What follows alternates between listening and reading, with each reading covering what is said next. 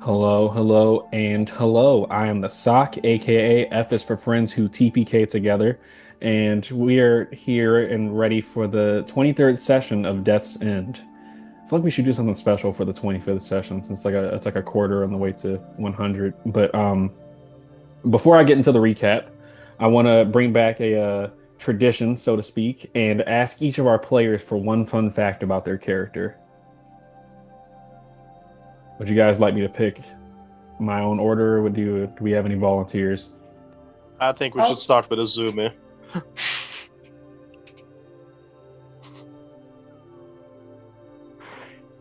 oh, what did I do?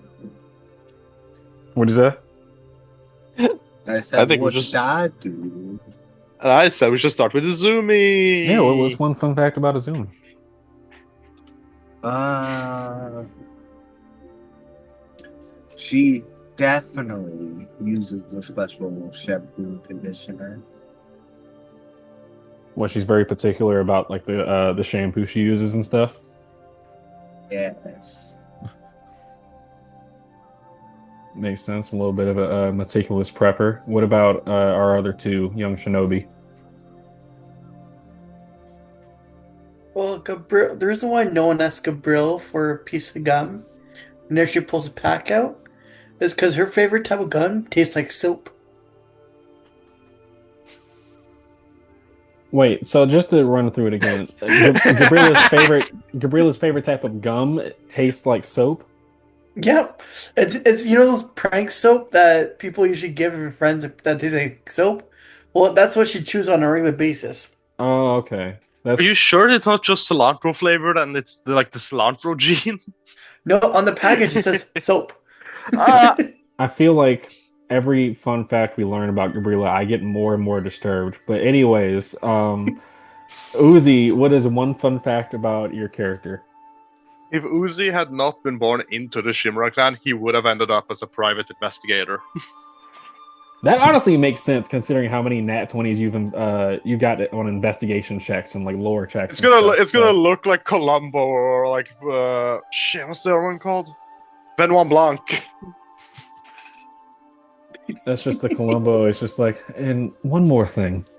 But yeah, so last session, our young shinobi signed up for the accelerated program so they could get one step closer to their dreams of becoming shinobi. They were each assigned a partner to keep each other accountable for the school year. Every single player loved their partners they got for the school year. And before they continued with the rest of the school day, their teacher Omagoshu held them back to interrogate them on why they and Mitsu Usuri skipped school. And Gabriela instantly panicked when she was caught in a lie and told the teacher everything. But it sounds so ridiculous to a regular person, or even another shinobi, that Omai explained she needed time to process everything. While talking to Azumi noticed that Omai seemed to have some strange look of fear and recognition on her face as she looked at Azumi's stomach, which is the location of Azumi's seal that imprisons a powerful entity within her. Hold on one second. She explained to our young shinobi that she was disappointed about the players failing the academy exam last year, so she asked them why they want to become shinobi. And after this, they met up with the students from the Shinobi Manager course and had a pleasant surprise from a familiar face. That familiar face being Kikunara Senju, a classmate from last year, has begun recovery after the Izanami Park incident, and since she can't be a shinobi anymore, she enrolled as a shinobi manager assigned to our players specifically. And Uzi investigated and learned more about the living curse they're dealing with, finding out it thrives on and generates feelings of guilt and deep insecurities. After school, they and other acceleration program students are heading to the Forest of Death for a training exercise. And that is where you pick up. Let me change the music real quick.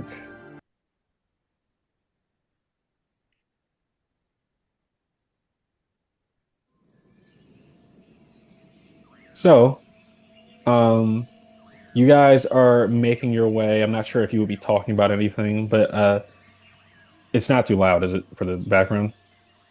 No, Okay, cool, cool.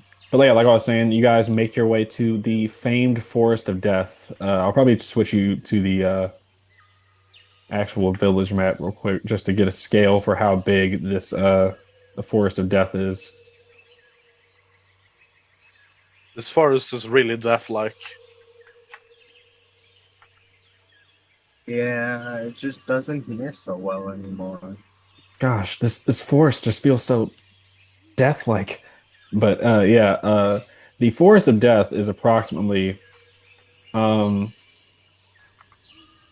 about pretty much 10 miles on, I would say, either side. The map isn't like fully accurate to scale or anything like that, but it's a, like pretty much a rough scale. It's a big ass forest to say the least.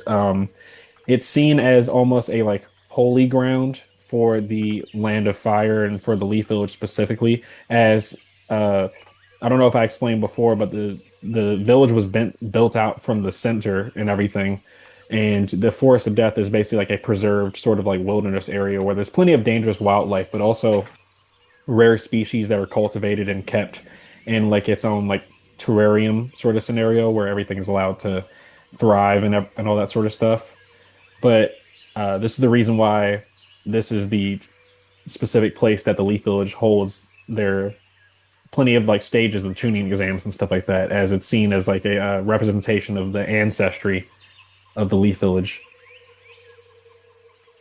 As you approach the Forest of Death, you stand in front of this large metal gate, and you see Oh My Goshu speaks to a couple of guards that open the gate up, and uh, we kind of get this compilation scene of all of you guys standing in like formation in front of Oh My Goshu. She looks at all of you and is like, everyone stand straight. You volunteered for the accelerated program, and that means one thing. You're asking to be judged early. Most Academy students are sparks, but a shinobi has to become an ember. An ember survives pressure, wind, and darkness from a world that seeks to snuff us out. It hides when needed, it waits, and when the time comes, it starts a fire that changes everything. Today's exercise is siege warfare. The competition begins the moment you cross the threshold. She gestures to a scroll in her hand. One team will defend a ruined stronghold deeper within these woods. Somewhere inside, they will place a seal. That seal represents what shinobi truly fight over. Maps, evidence, codes, hostages, leverage, secrets. The assault team will locate and disable it through chakra control. And to explain out of game, it's 3 successful chakra control checks, kind of like how it was in Izanami Park, where it's like 1 attempt per round, or I mean 1 success like per round is needed. And yeah, she just continues and is like, you may use traps, deception, misdirection, force, fear, stealth, whatever you need, because your enemies won't hesitate. But hear this well: the battle is never only the enemy in front of you. It's the panic in your chest when the plan fails. It's the pride that makes you ignore your squad, or greed, or fear that freezes you. If you can't defeat the enemy within you, the one outside needs only to wait. She gestures over to a Chunin standing next to her. This Chunin proctor will supervise. My squad and I will clear out dangerous wildlife from the perimeter while you do your competition. There's a training area just inside the forest if you wish to warm up. And she tells you guys you're dismissed.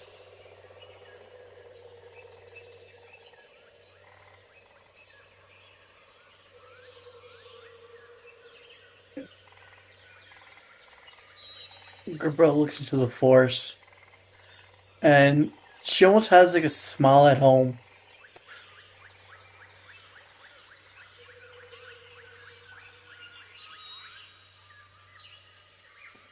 Yeah, well, Izumi holds the same feeling that she did before, after going what they went through. A little bit underwhelming. mhm. Well, does Uzi have any sort of reaction to? I know he didn't have exactly his best experience in the wilderness last time during Izanami Park. Is he feeling any sort of feelings as you look out at all these there's like a lot of like rare species to be quite honest. Like, you see old species of elk, that sort of thing with all these like, colorful iridescent sort of spots that shine in the light. There's plenty of like very vibrantly colored birds and everything with these like strangely shaped feathers and beaks.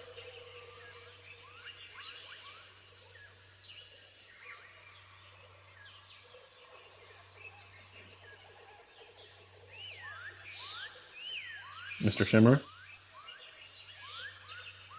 I am muted. I was muted. Awesome. Technology. Yeah, technology. No, he did have a bad experience with it last time, but he does know that it is necessary for him to progress to get better in terrain that's not the grounds Hmm. that he's used to. Still very frustrated though. This is Understood. not going to go well. Well, yeah, so you guys make your way. Give me 1 second. I'm just trying to make sure I have something real quick. Uh RP amongst yourselves real quick. I just gotta try to pull up something. Izumi's gonna look to the group, kind of just tilt her head and thought. Uh, should I hold back some? Could No, it's you? okay. We can go all out. But this is training for real life. So we don't hold back here. Because I'm not. Neither am I. This is not standard training anymore. So we shouldn't. Gabrielle's actually doing some stretches. Well, then if I get angry, sorry in advance. I'll handle you if you get angry, don't worry. Gabriel got you. Well, you guys are making your way. I think you eventually reach the sort of hold on, what the hell is going on here? I'll figure that out after. But yeah, you guys eventually reach the training area that she was talking about. You eventually have to you walk past the gate and you're eventually kind of like flooded with this sort of wave of humidity just from the dense wildlife and everything. Like, you smell the pungent smell of like, various animal musk kind of like blending together and mixing with like the smell of tree sap that's resonant throughout this huge forest. And you have to make your way down sort of like an incline, like slope. And there's a couple of thickets that you have to like kind of move through and everything. Not a dexterity check amount of it, but you might get some leaves in your hair or something like that. But you reach the end of this sort of slope and you see the training area that she was talking about. It's an area not too dissimilar to others. There's like weathered logs that are used for throwing shuriken or like throwing kicks or punches at it, that sort of thing. Um, there's like a pull-up bar, like there's like two like a branch stuck between two tightly placed trees that you can use as like a pull-up bar. So it's like pretty much whatever your characters would use to warm up is available to you in this area.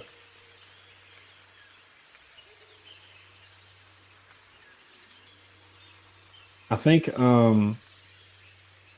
you guys are training Tonashi Akimaro, the Land of Iron student that is in you guys' class but is on the opposing team.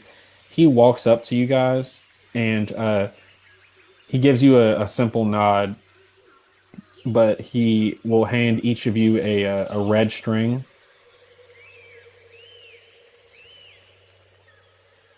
Oh, He explains that the in to the customs of like his people from the land of iron, before you spar with an ally or like you're about to do combat in any form with somebody you consider an ally or somebody that you might be close to, you hand them a red string to let them know that like it's basically like an agreement that we're not trying to like spill each other's blood, and if we do spill each other's blood, it's like in good faith to bolster us for the future and everything. It's like it's a gesture of goodwill essentially. She explains that to us. Yeah, he explains it if you guys were like confused. Okay. Gabriel doesn't know how to respond, but he gives. Hmm. But as a reaction, the two swords on her back, she gives it to him as like returning feelings, something like that. Now, He she puts doesn't up know how to his process. yeah. Yeah. He puts his hand up and he's like, "I do not need your blades or anything like that. I was just giving a gesture of goodwill before our competition." Oh, okay. Thank you very much. I wish you the best of luck. He nods and looks She excited. she Hmm. she sheathes her swords. I think you see Hatasha Jizo kind of like strictly she glares at you, Uzi, because you can see she's still upset from being assigned with you for her acceleration program like partner. So she's like barking orders to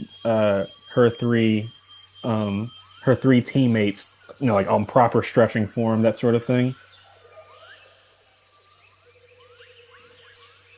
Would you guys I mean, be yeah. I assume her plan is to jump me, so I gotta prepare for that. Are these stretching? You said then he's stretching. Yeah, she's having them all go through like the different repetitions for stretches and all that sort of stuff. Gabriel will be joining them for stretching. What Mizumi's just checking over her gear. what's everybody doing for are you warming up at all or are you just what do you guys think She's you They have been active enough, in Izumi's opinion, throughout the day to where she doesn't feel the need to warm up again here. Uzi would be checking on Barbodo and Giannini to make sure that they're in the proper condition for the fight that's ahead. Mhm. Understood. What is Sugie doing though? Sugie right now, I think that um Sugie would be asking Gabriela and Azuma like, do they have any accommodations they need before combat, that sort of thing. Like, he's like making sure you guys are feeling all right. But overall, I think that you see that he's like a little bit uncharacteristically nervous. It's easy to forget, but you guys are like kids and stuff.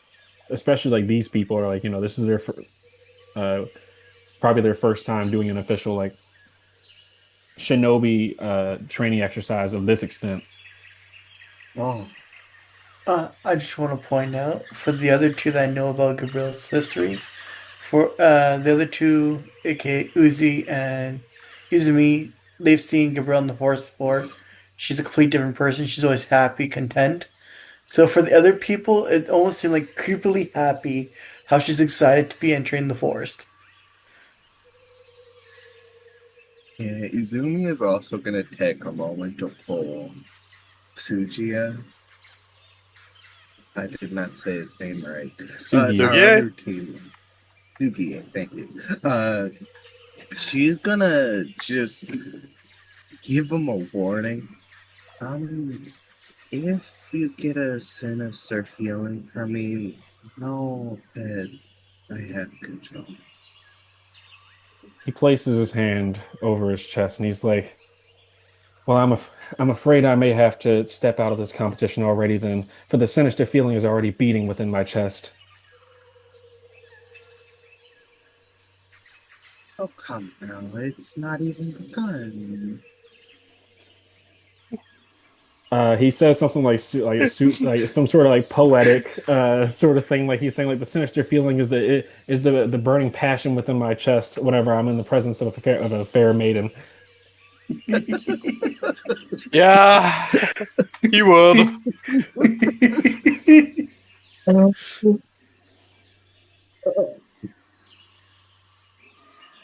Oh, that's too funny. It's just various like flirtations. He's flirtatious remarks he like makes and all that sort of stuff. But yeah. So um, I want to ask for a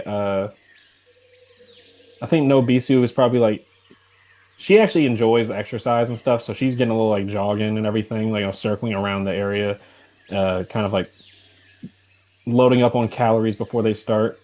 But I think after a certain point, once the two teams separate, a couple minutes goes by where it gets kind of quiet. I want to ask for a perception check from our players here. I'll have Sugie make one as well. Perception. Perception check. I have Yes. +7. If someone else can beat that, feel free. I have a +0. I mean, Well, do we all make it or just one? All you guys can make it. Yeah, see, oh, okay. everyone makes. Let's go. Oh, well, my +7 done yet for me.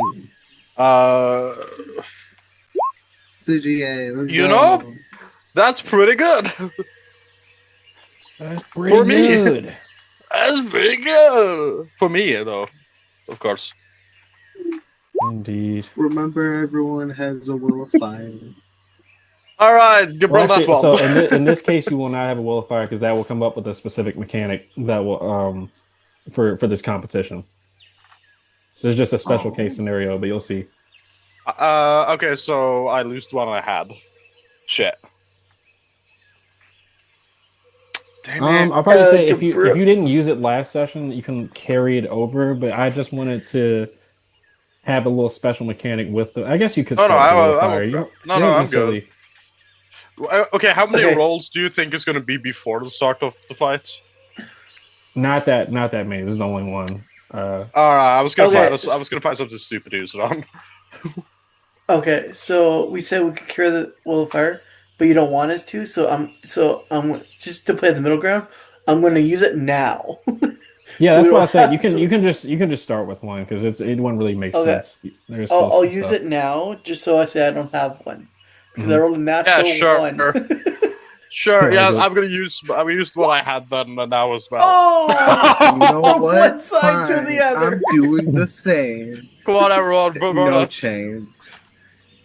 I think I'm just gonna take a +5 to get a 21. Okay, My so defiance has led me to the same spot. Natural one, will of fire, natural 20, one spectrum to the other. Let's I go. think this is a series of things. You, Uzi, you and Sugie, Azumi, you're kind of like I don't know whether you'll be having some sort of distracting thoughts or something like that before the start of this competition, but for whatever reason, you're not able to really notice. I'm getting to get to Gabriella's one last because that was a full nat 20, which I think I'll let you get a benefit for with the upcoming thing. But to address Uzi first, Uzi, you're standing there with Sugie, and you see he gets like actually like legitimately serious, and he starts talking strategy with you guys. He basically informs you of his sort of like skill set that he mostly focuses on a mixture of like wind release and taijutsu. Particularly taijutsu is like his main thing, just because he likes to run up fast.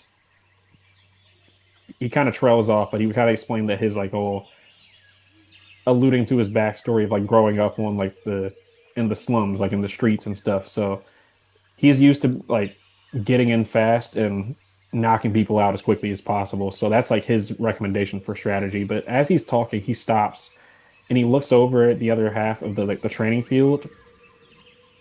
You guys lost sight of him for a little bit, but Uzi, you notice along with Sugie pointing to Wakimana specifically.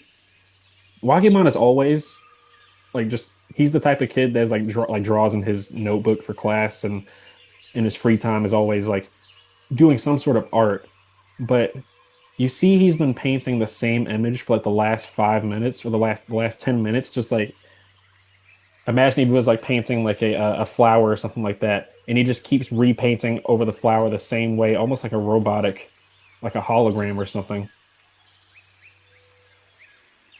But you notice that disturbance in Gabriela, your connection to the wilderness. You always hear these like whispers from the woods and like when you're out in the wilds and stuff, and they're whispering back to you almost as like you guys know how echolocation works, where it sends out sound waves and the sound waves bounce off of an object and return back to the person. Hmm. No, yeah. Living creatures have their own sort of like resonance sound wise, like from a spiritual perspective when they're in the wilderness, just being someone who's so attuned. Uh, you don't feel that sense of it doesn't feel like any of the people on the other side of the field, like the other team, they don't have that thing bouncing off of them as if they're real living people. And you kind of remember upon realizing that they're not really standing there, that oh my gosh, you specifically said the competition begins the moment you cross the threshold.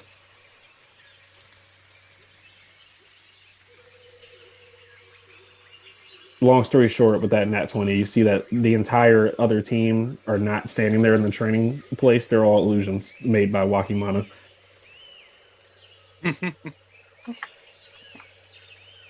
Okay. Now she feels like she was stitching on her own. Feels betrayed. I mean, you were stretching with them at first, but then once you separated to, like, discuss your plans with each other, that's when things got way too quiet. So that's when Sugie looked over and was like, Suge and Uzi looked over and was like, yeah, something's weird about how they're acting. It's like they're acting on a loop. And then you got that instant feeling from the wilds that they're not actually standing there anymore. Something's wrong. Yeah, yeah, they're copies. You don't get that? Gabriel. So everyone else noticed this too, right? We know there's something wrong. You knows I know precisely what it nothing. is. Gabriel would be Izumi like, is blind. Gabriel would point out and be like, they're gone, right? Those aren't real. What? What are you Yeah, talking about? those. See how they're not moving? They're repeating the same thing. They're not real. That still Oh. counts as moving.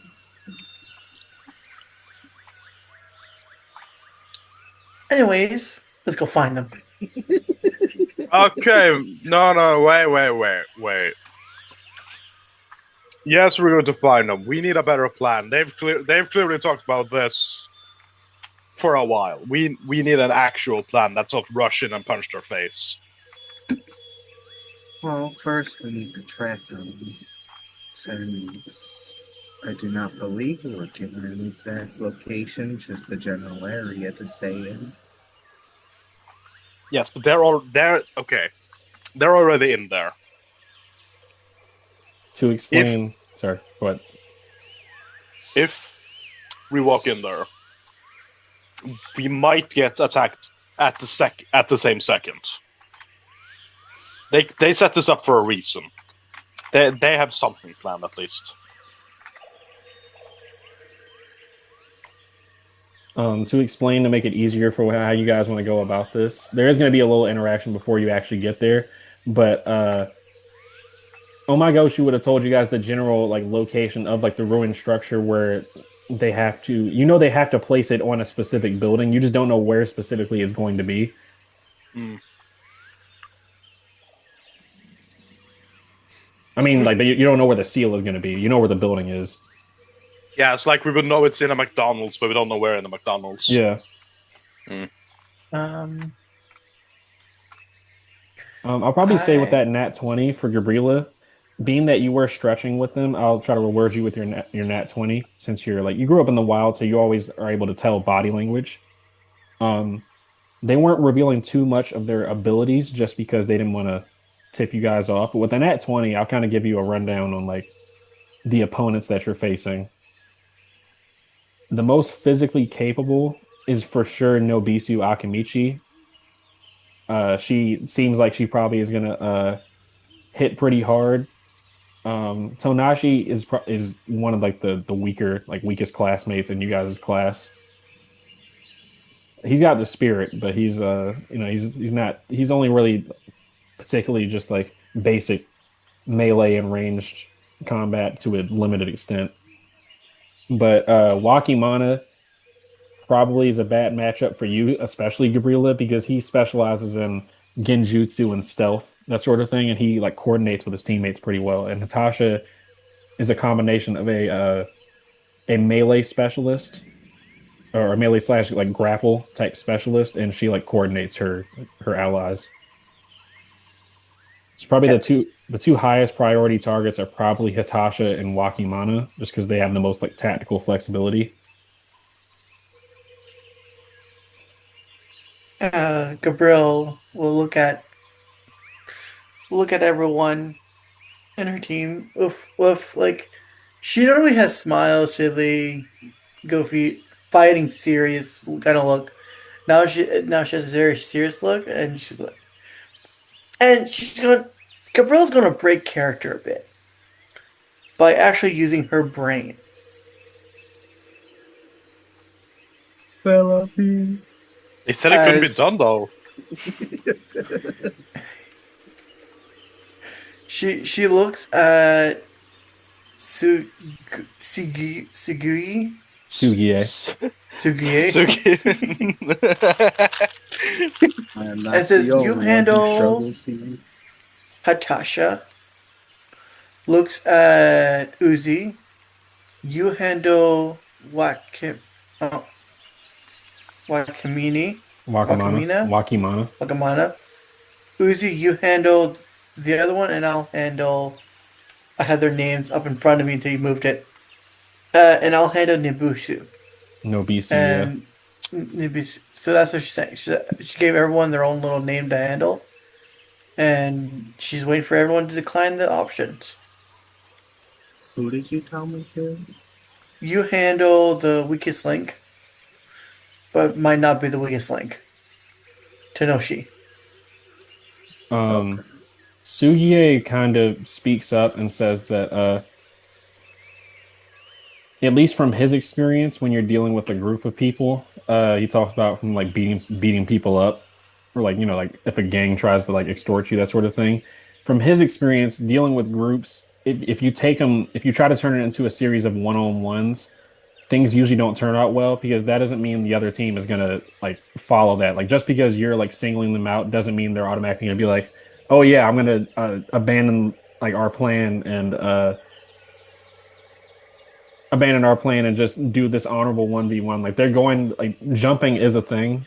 And then on top of that, if you have an objective like retrieving something, it would make more sense to like in his mind, he says this is like in character. This is like Yeah. whether you guys would like agree, but this is just what he would say. He was like, it would make more sense for like the more physically capable of the group to try to draw aggro essentially, while the more mentally or like seal based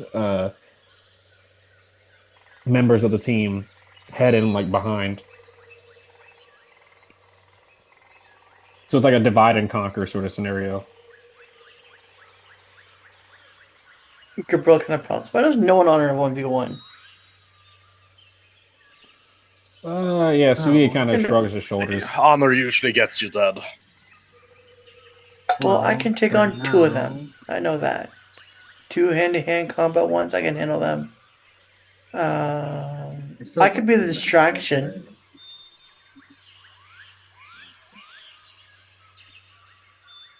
Yeah, I'm not. so Izumi, after quickly placing the seal over some kunai, she is gonna hand one to each person. Kunai seal? Got it. I that's my inventory. Field kunai. Oh, that's essentially to bring me out if anyone needs assistance. So if you are in a situation where it's a 2-on-1, and since I'm the most stealthiest of the group, it makes sense that I would function as backup should someone need it and are displaced. All you need to do is hurt the other with the kunai. Doesn't need to be people, just a cut.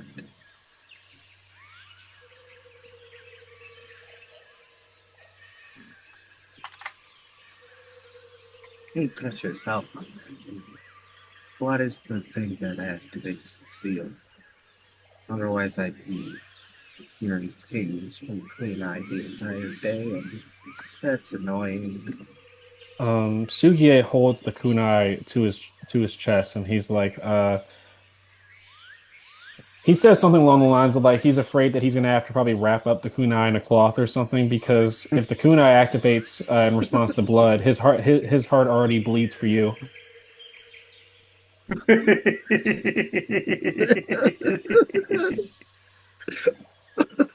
We should have why grabbed can't you be like anyone him? else. We should have grabbed anyone else. No, he was the best choice. Are you kidding? Uzi, why I mean, can't you be more like him? I get why Gabriel you guys say that. Yeah, when Gorilla says, Uzi, why can't you be more like him? Fucking Sugie says, yeah, Uzi, why can't you be more like me?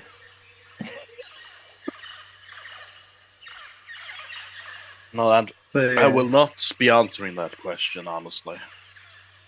But I can tell you're not used to answering seriousness. questions, honestly. But yeah, he gets serious. Whatever. I will try to remain hidden for the start of the fight. Provide support from a distance. If someone needs me specifically, use the kunai. Otherwise, I will provide support, and I ideally want to take out, as Gabriela said, I would like to take out weaker links first, but the fight may not allow that. Our biggest priority should be probably Wakimana. He is from the Yamanaka clan after all, and they have some really tricky jutsus that they pass down.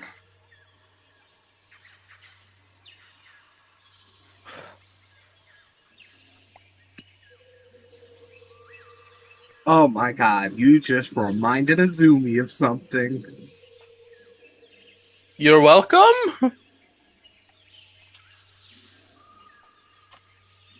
Yeah, so she was already serious, but you see that there is a realization in her eyes.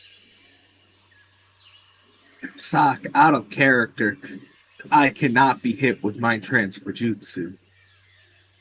For Excuse her me? fucking good. What?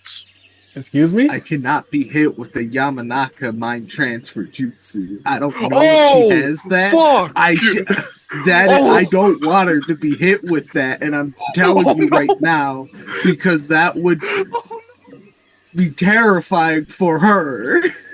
God! Well, you never know. I Damn don't it. know if See. you knew of this, but I needed to bring it Oh up. shit!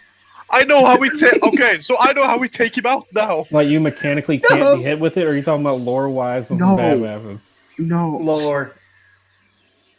well, because it's mechanically, I'll still be hit with it. However, mechanically, I'm not the only one in my head, S.O.C. Yeah, I thought about that. That's I was thinking that you might be alluding to Okay. that, but you know, we'll see what happens with that. Okay, yeah, Damn all it. good, That's all the reason good. I wanted you to fight them. No, we're not going to see it happen. Oh no, I'll still fight them. It's He just doesn't know Azumi is that. gonna be mega fucking you're on right. guard. Yeah, he doesn't know that. Yeah. That's like And the. that's why Azumi is scared. I'm activating my shot of God. All right. Wait, Well, yeah, what the fuck? He got to shit against you. all right. Well, you guys make your way into the forest, I assume. Yes, and I will say Izumi probably after a minute would peel off into the foliage. Rolling still. I'm just going. Gabriella said I'm going to scout the area. I have one more charge of this, and Hopefully this anyone isn't to too loud. perceive me has a minus 1d4. All right. Well, we'll have that in effect for when the actual like legitimate combat starts. But before you guys get there, Yeah. we're gonna initiate a skill challenge scenario. So to lay things out, I always try to do things freeform to like see how like I try to respond to what you guys do beforehand, so the benefit becomes worth it. So here's what I'm thinking for this skill challenge. I'm gonna have each side is gonna be making a specific hmm. I'll let you guys make a decision on whether you want this to be you have more chances or this is an all for nothing. So to explain the all for nothing, it can either be that each side, like each character on each side, only gets one specific skill check of their choice, or it can be each character on each side gets three, and essentially whoever ends up getting the most successes between the two teams will have a surprise round, and every character gains a luck token or a will of fire. I mean. All or nothing. I was gonna say all or nothing sounds very fun and very goofy, and I want. Let's go gambling. All right. Yeah, So all or Person nothing. who All or hasn't nothing. rolled above a all or 7. nothing. So this is simulating you guys kind of saying that, yeah, they might have set some traps along the way, but fuck it. Like that sort of thing. We got a city to burn, samurai. This is siege offense and stuff, so Sugie kind of. Wait, I got a plan. I got a plan. I got a plan before we engage their traps and stuff. Gabrielle can increase her movement speed by 20. Uh-huh. And her jumping is impeccable with her natural talent of nature that doubles her speed of climbing. Do you guys just want her to trigger all the traps and just outspeed them? Well, that would be like one of the skill checks you try to make. It's I was basically gonna like say, yeah. so basically along the lines of how these are going to work. You guys, since you chose all or nothing, choose one skill you want to use. Hold up 1 second. Just adding some stuff. But yeah, you guys will each choose one skill, and you basically tell me how you're trying to get past a series of like traps, that sort of thing. Um, dangerous, like, flora, that sort of thing.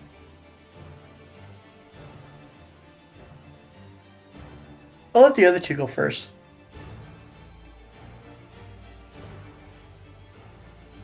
I am gonna be using my Fuinjutsu mastery to try and disable every trap that I come across. At least the ones that are applicable to. All Just right. try and like dismantle the seals or whatever would be there to give them power or hold them up. Mm-hmm. 19. I'm making skill checks on their side while you guys are Oh my god. making yours, and then I'll kind of like narrate the chaos of what happens. Fun. Alrighty.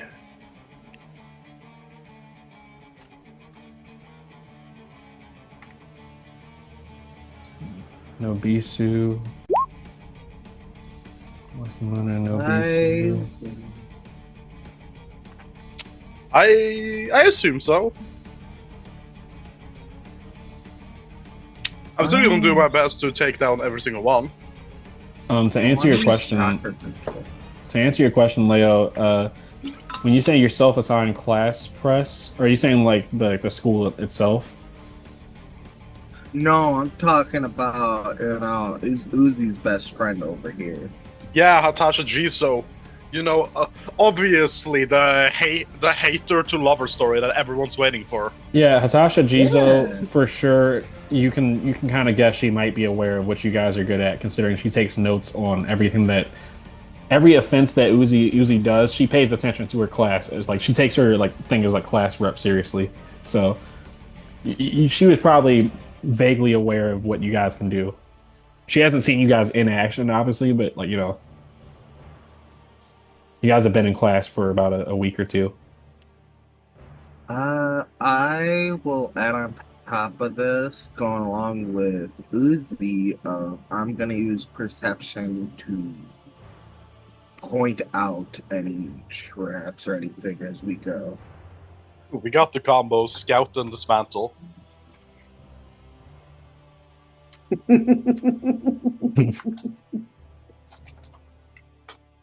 All right, I'm gonna finish making these checks for them.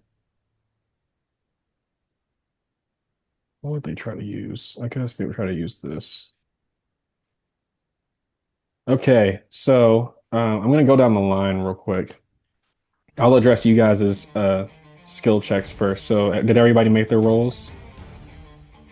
No, I don't know. I don't know what I was supposed to roll. Oh, if you're using you can that would be either chakra control or ninshu if you're focusing on using your fuinjutsu to disable traps or like find them, that sort of thing. Chakra control. Definitely doing chakra control then. Minus perception. Nat 20. Nat 20. Holy shit. Holy shit. How many is that? Let's see. With the Sharingan on too. Nat 20! Let's fucking go! Oh my god, dude. You guys are actually going sicko mode. Stomping everything. Let me roll for Sugie real quick. I think Sugie is going to just try to use his acrobatics to try to trigger as many traps as he can, but uses his speed to like leap out of the way at the last second. So it like clears the way for you guys. That's Gabrilla's plan! No, Gabrilla's brute force athletics. Yeah. You get to 23. You guys, I think you guys might like full scale beat them because there's only one person that matches you guys' rolls. 13. This is... Wait, does that mean we get a Will of Fire for hitting in that 20? You guys already, it's fine if no. It's fine if no. No, you guys already all gained one Will of Fire since you won this interaction. Wow, we won? Well, yeah, this is so to explain the other side. No, I was joking. Yeah. We hit 2 20s. I would be scared if we didn't. It makes sense. You guys see Sugie is genuinely like nearly matching on even ground in terms of speed with Gabriella, but he looks up and he's shocked as Uzi, something about I think it's the most poetic for Uzi to get a nat 20 in this type of interaction. Your time in Izanami Park, running through the forest, both when it was on fire and not, something about that sharpened your skills, and you and Izumi are fucking just like ghosts in the wilds, that sort of thing. Gabriella, you're trying to brute force everything, but I would probably say that you get hit with trying to rip off a section of like maybe a tree with like a trap on it and everything, and you see a glowing sort of like purple seal with Wakima's handwriting on it. It says peekaboo, and you're like momentarily blinded, that sort of thing. Now she's pissed. Yeah. You guys see all of these different, with your nat 20s, you're able to bypass it, but you see all these different graffiti, sort of like chakra-infused graffiti markings all over, like throughout the trees in the area that have different genjutsu effects. But Azumi, you're able to either like sneak past them and help Uzi disable them, or Uzi, you're just able to disable them from a distance. But it's like you guys are a well-oiled machine, that sort of thing. That is insane. The only person who got anything close to what you guys got was Nobisu. So you guys are able to dodge it. I don't really need to narrate it since you didn't fail, but you see there's various sections of branches that were clearly punched by a large fist to make it so like when someone jumped on like a branch that's lower than it, it like kind of sways the tree and causes branches to fall on top of you. She basically was like creating debris by punching trees in different areas to fall on top of you if it was disturbed. But you're like dodging out of the way, that sort of thing, and it's no problem for you at all. Even Hitasha Jizo you can clearly see she hung up some like wire type traps made out of her hair to like bind you, but it's no problem for you guys. So here is the deal. I will add, just for narration purposes, the teleportation. Yeah, teleportation is also a thing. Unless you guys also have some sort of specific descriptions on like how you're you're finessing this sort of thing, but um, you guys get a luck. I keep saying a luck token because I'm thinking about another system. You guys all get a will of fire, and you will get a surprise round. So I'm gonna Let's say you catch go. some of these people on the front lines off guard.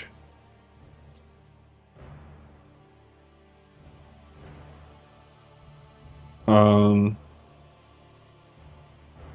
I'm gonna just roll 1d4 and see how many people you notice upon entering this section of the. Well, fuck. God damn, dude. With my net 20 of perception, that I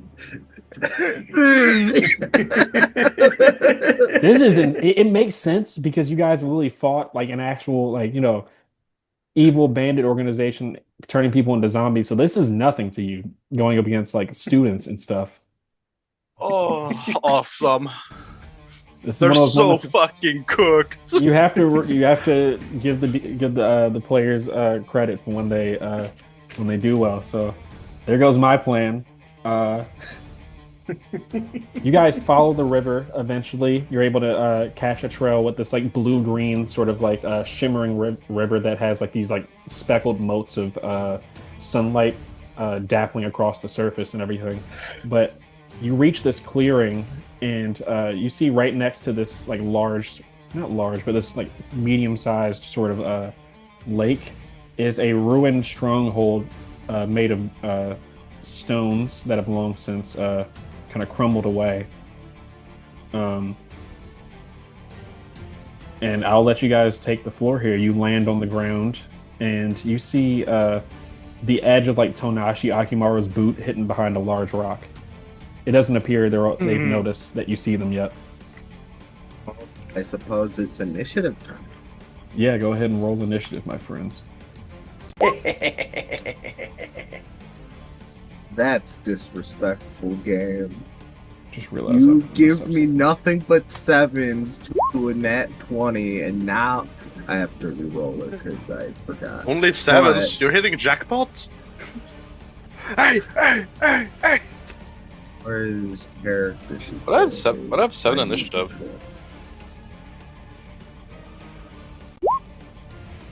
No, that's a lie. My initiative is like 2. No, not.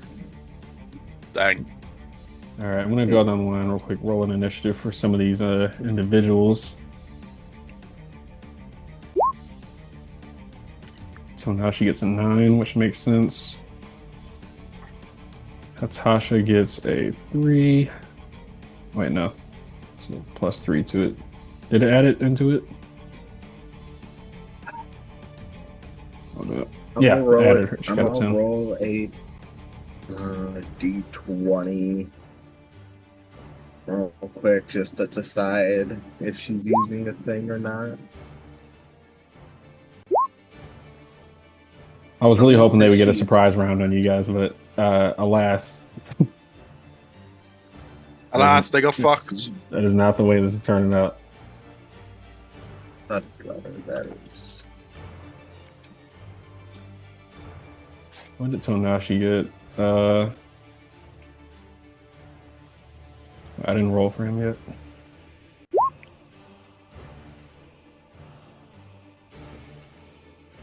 Oh yeah, I already did roll for him. Where did I get a 9 from? Sorry, I know it's taking a second.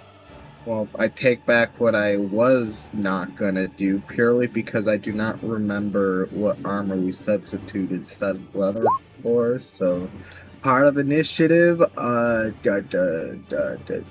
going up. Yeah, I was gonna ask, are you gonna use your tailed beast aura? Because that is gonna have some. Give me a second. I'm just going to roll a d6. That's a 4. Because I'm going to use wild die for my initiative. So, because I really want to go first, that's 23 instead. Both for convenience and entirely because those two said, "Nah, we're going all out." All right. So Jomini with 3 ends.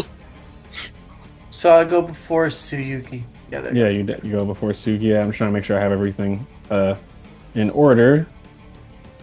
How many ways can Gabriella say his name wrong in one session? go.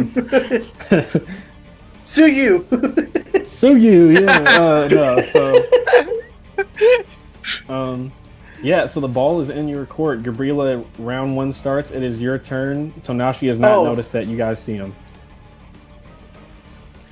um, bonus action taijutsu and main action taijutsu.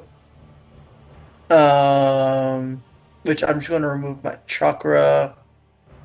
I have to zoom in to click on my character. I'm just going to remove 4 chakra. Okay. My speed goes up by 20 by one, just by one of them, and the other one goes up by 10.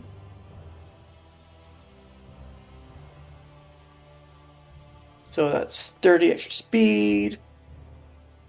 And since I used okay, that's 20 speed, and then not what was the other thing I was gonna do? Oh yeah,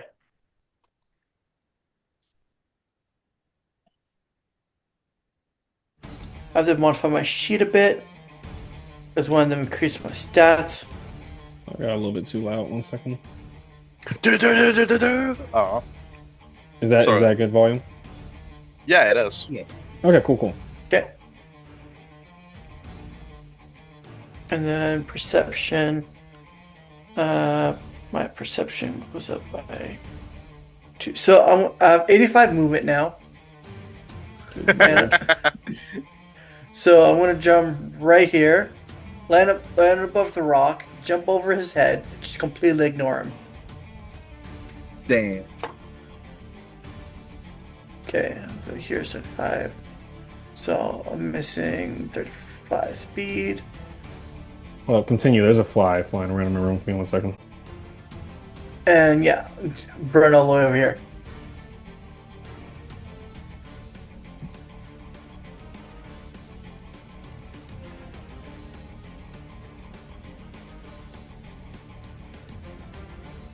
Alright, that's your turn, Capoeira.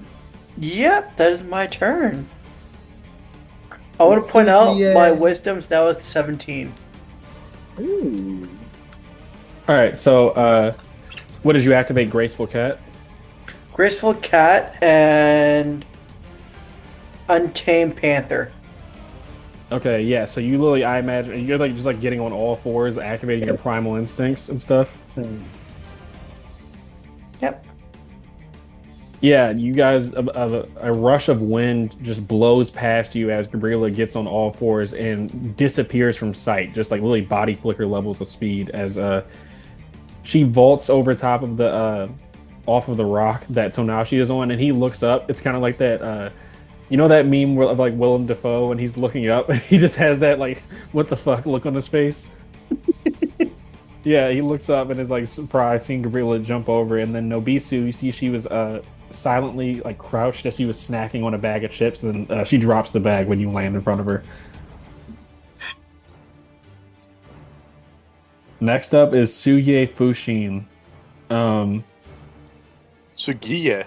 Sugie is going to, not wanting to be outdone, he is going to activate Wind Release, Ijutsu Wind Release Body Flicker. So that's going to be -5. As just, it's like, a torrents of wind start like wafting around his body.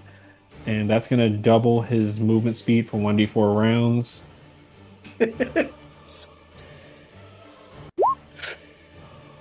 3 rounds. So until round... let me write this down.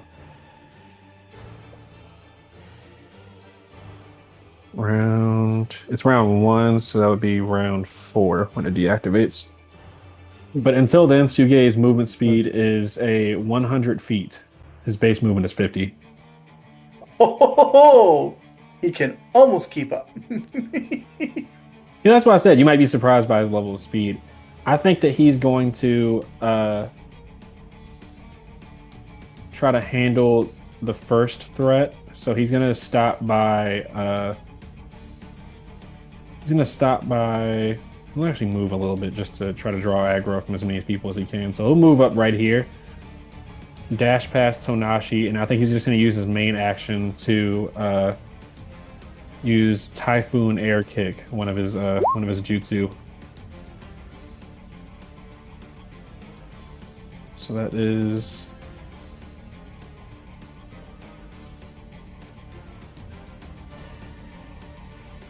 That's going to be 2 ranged ninjutsu attacks towards Tonashi. I think both of those hit. Yeah, both of those hit. So that is a total of 12 wind damage as he kicks this like compressed air from his feet, kind of like a soccer ball.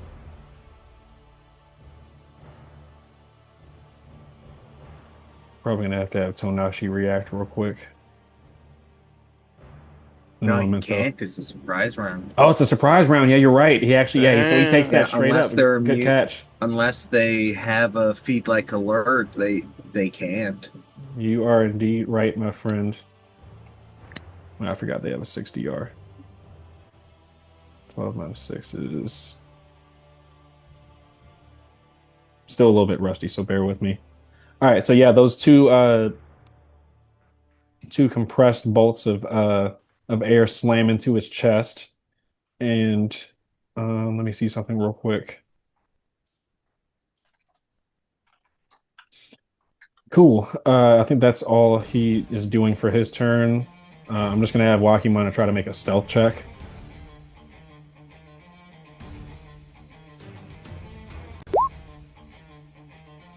It is a 9, so he does not. Well, he can make it as a bonus action if I'm not mistaken. Yeah, he'll try it. He'll try it again as a bonus action.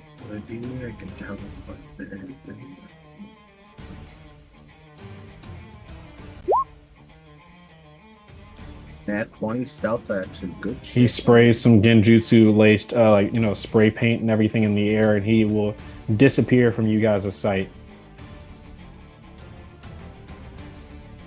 Next up is you, Uzi. Perfect. Wait, he can't act, actually, now I think about it. It's a surprise round.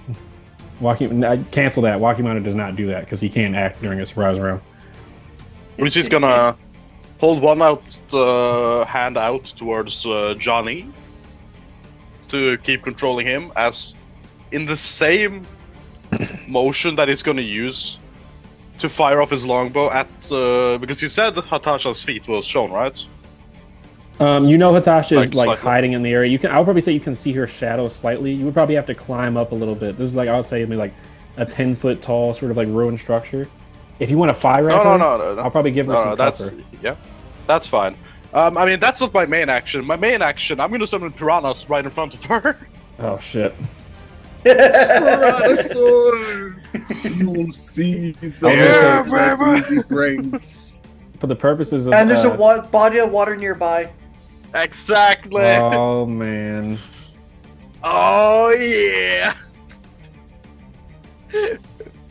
Oh, no one expects it. Indeed. All right, so for the purposes of your shot, just for mechanical purposes, this would count as 3/4 cover. She's crouching, trying to hide in the ruins and stuff.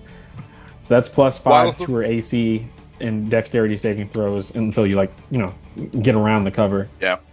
While Uzi places a hand down into the water, as he just moves his hand with the waves for a few seconds. All right. Let's let loose a bit. As his hand then just kind of makes the motion you would make if you threw out paper, as he stabs his hand into the water, sending chakra to where Hatasha's position was. Mm-hmm. As from the water rises the famous piranha swarm, perfectly 60 feet. And since it is near a sufficient amount of water, it does an extra d6 damage. Yeah, it indeed does do that. This is a wild. It makes sense, but this is a wild training exercise. I don't think the instructors Dirty knew 20! what they were throwing Let's there. go! Dirty 20 hits, yeah. Beats, beats! Oh, I'm so happy that fucking worked. Okay, let's see. That's 3d6 cold damage and 2d6 piercing. Alright, now. Please one shot. I feel like that would be really funny. Almost. All right. Wait a minute. Hmm? Offensive tactic! Oh yeah, you add your intelligence, don't you? Yeah, I do. What is your intelligence modifier? +4. +4, so 22 damage. 22 minus 6, because that's their DR. Just for Yeah. 22 minus 6, that's 16. Holy shit, dude. Yeah, you summon this piranha swarm that's bolstered by the nearby water, and they, I assume non-lethally, but they like swarm around Hatasha and everything, and she's being just like assailed by this. You can kind of hear the sound of her like, you know, grunting in pain. For my bonus action. Oh yeah, you have a bonus action. Can I... let me just make sure that I have the right one. Yeah, I do. So, I have I have Jutsu Channeler for Johnny. That's not relevant. I'm gonna shoot an arrow. Just flexing on us, see. Yeah, that is exactly what I'm doing. Shit.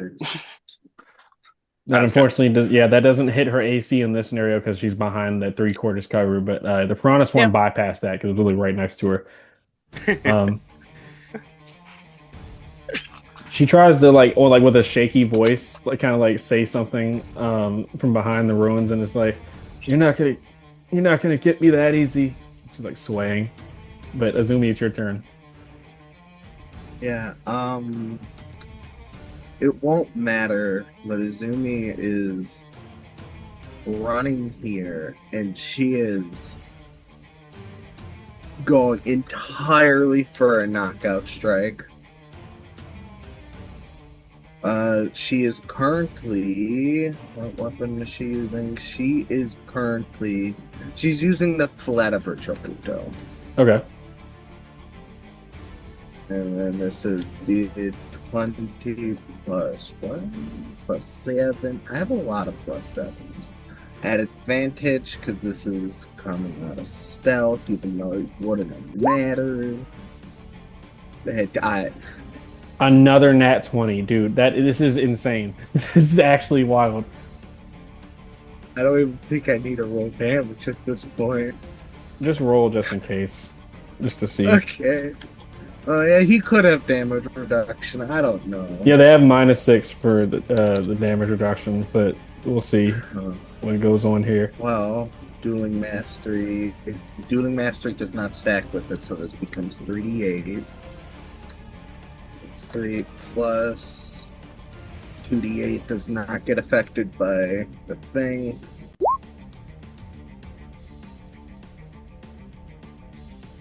So you tell me how you knock him out. It is fully, she runs out and she goes to swing her blade and she turns it to the flat of the blade, fucking just hits him across, hits his head. Yeah, so he falls, like slumps to the ground. As he's like fading from consciousness, you can just see a look of pure like disappointment on his face and himself. And yeah. Yeah, it's a bit sad for doing that to a person, but we have a job to do. Yeah, this is the way it is. Rest of my turn, I have 10 more movement speed. If I bonus action dashed, I have 50 left. I really don't think getting up there is a great idea.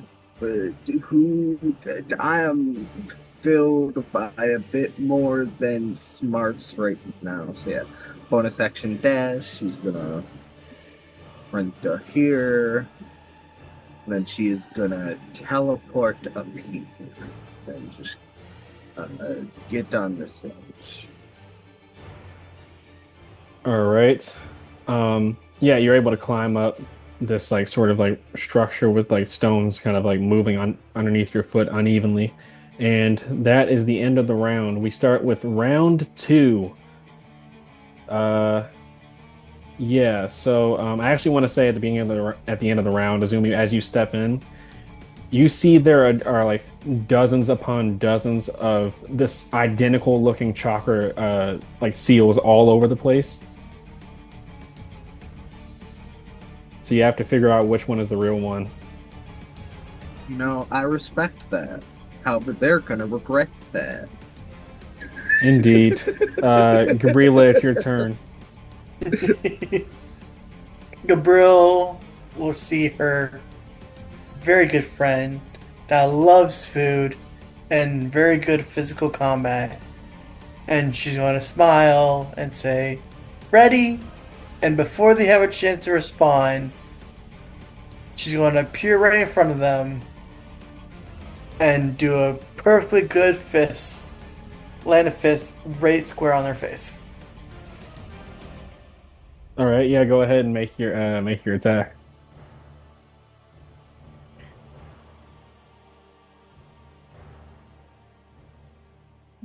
20, 10. That's an 18. An 18. An 18 hits.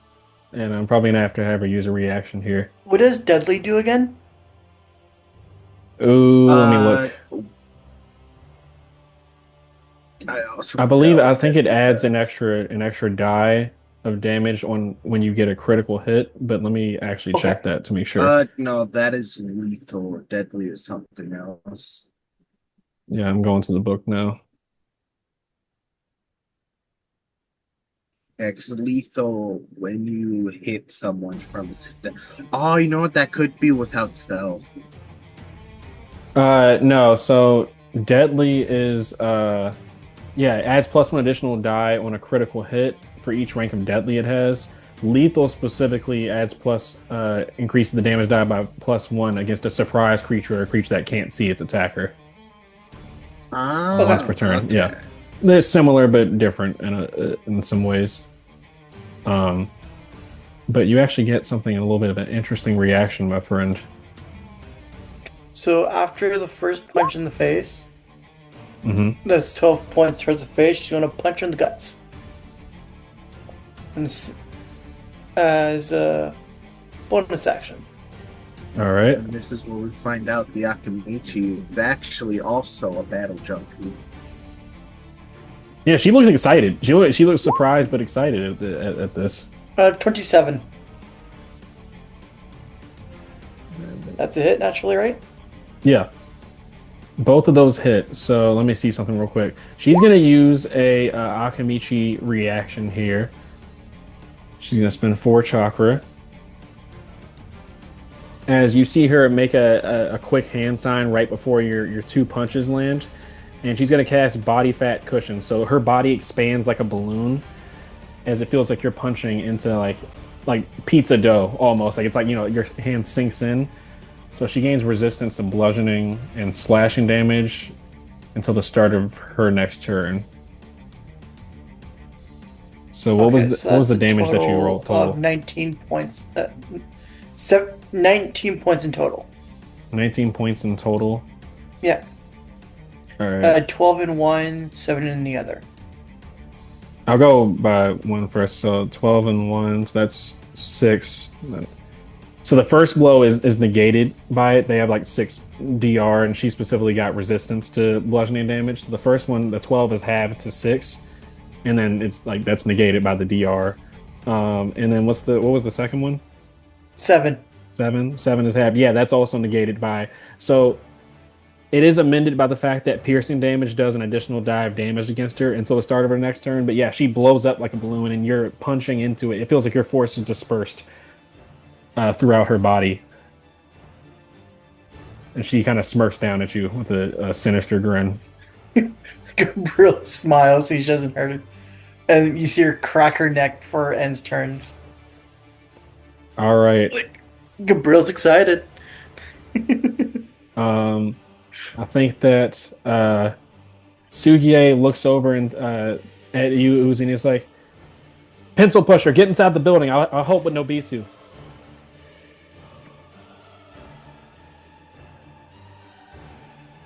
And he runs over. I'm not the one with the lowest amount of chakra here, I just want to say.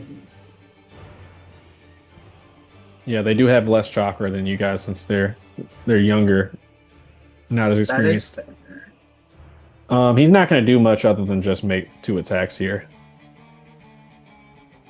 He's going to make 2 kicks. Oh, actually, Gabriela, would you communicate the whole thing about her being resistant to like bludgeoning? Nope. Just gonna let him figure it out himself. All right. He's gonna try to. Well, actually, no. I'm not gonna have him spend any chakra because that would be kind of reckless. There's gonna be 2 kicks he's gonna make here. The first one hits. So he runs. One just gets absorbed. Yeah, and for the record, he fights with his hands like in his like leather jacket pockets the entire time. I love this guy. 11 halved. That's like 6. Yeah. Okay. So he also does a spinning kick into her side, but his foot sinks in, and he kind of curses to himself. That's gonna be Wakimana's turn. Wakimana. Azumi, can you make me a charisma saving throw?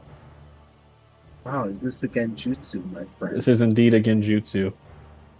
Ah, well, luckily for me, I have the perfect reaction to this one, my friend. Let me just also make sure I'm remembering this right. Oh. Question, does this have the visual, auditory, or tactile keywords? No, it has Hijutsu, Genjutsu, and Fuinjutsu keywords. All right, then yeah, that bypasses that. Charisma save. What is his DC? His DC is 15. All right, I'm spending my will of fire for a plus 5. That is why I put a plus 5.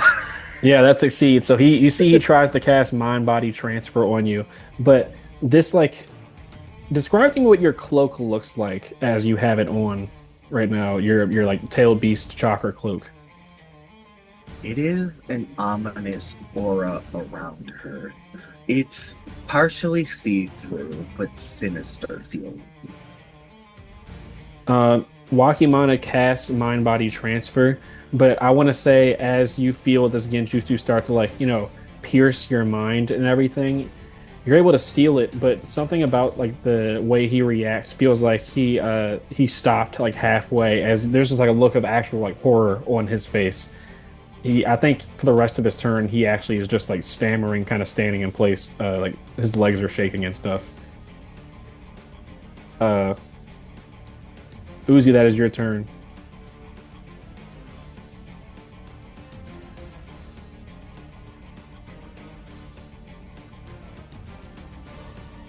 Mr. Shimura? How tall is the wall? I'd probably say just about 10 feet.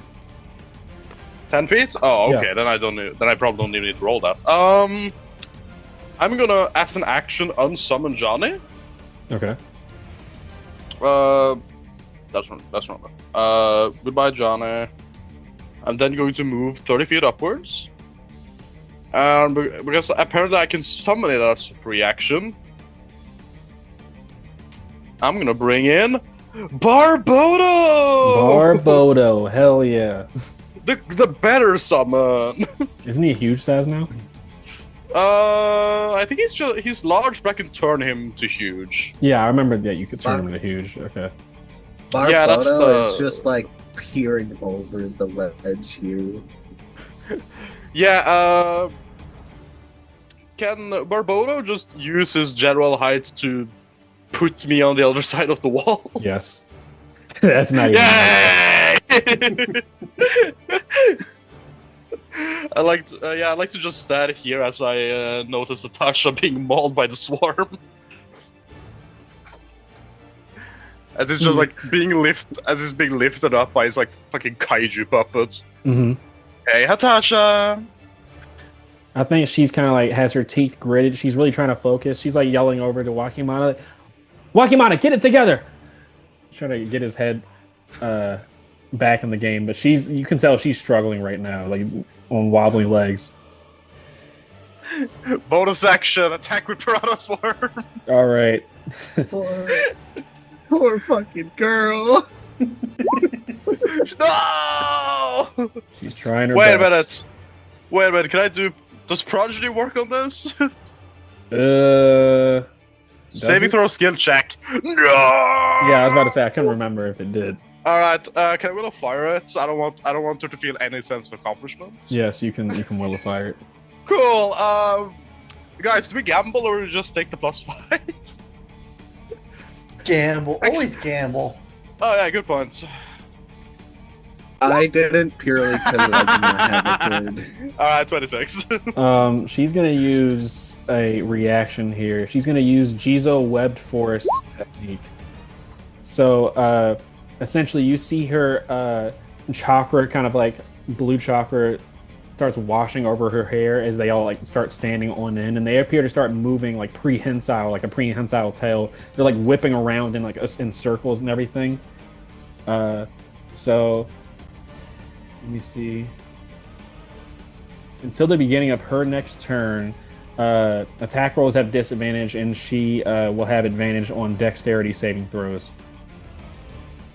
Okay, so does that just use the original 11 then? Yeah, that would just use the original 11. Fuck. Haha.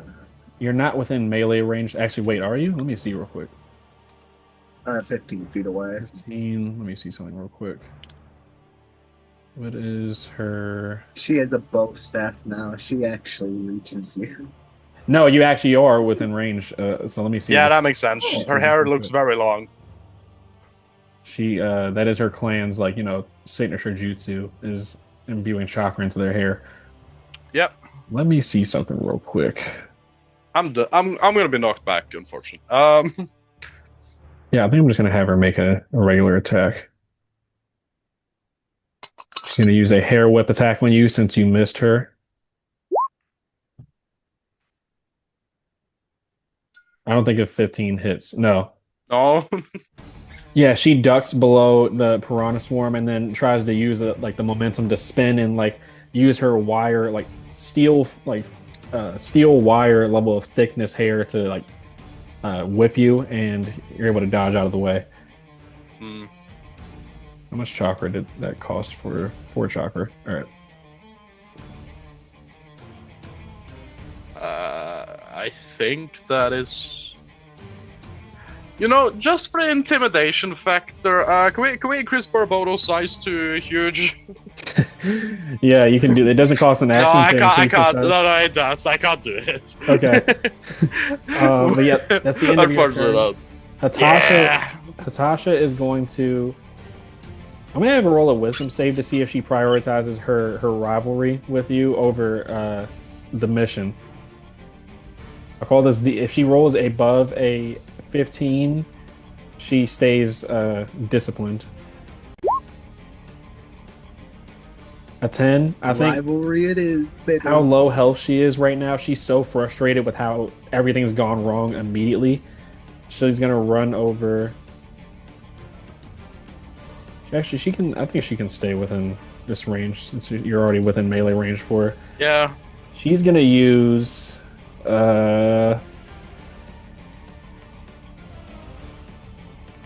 She's gonna use Bolting Blossom first. I know she would have to get within range. So let me run up real quick. Do I'll run up to you and she'll cast Bolting Blossom, which is a taijutsu. So she's gonna make 2 taijutsu attacks against you. 16 doesn't hit.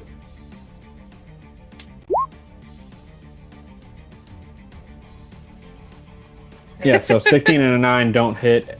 You know, her she's throwing kicks and elbows that go past you. And she's gonna try to use a bonus action to cast a finisher here.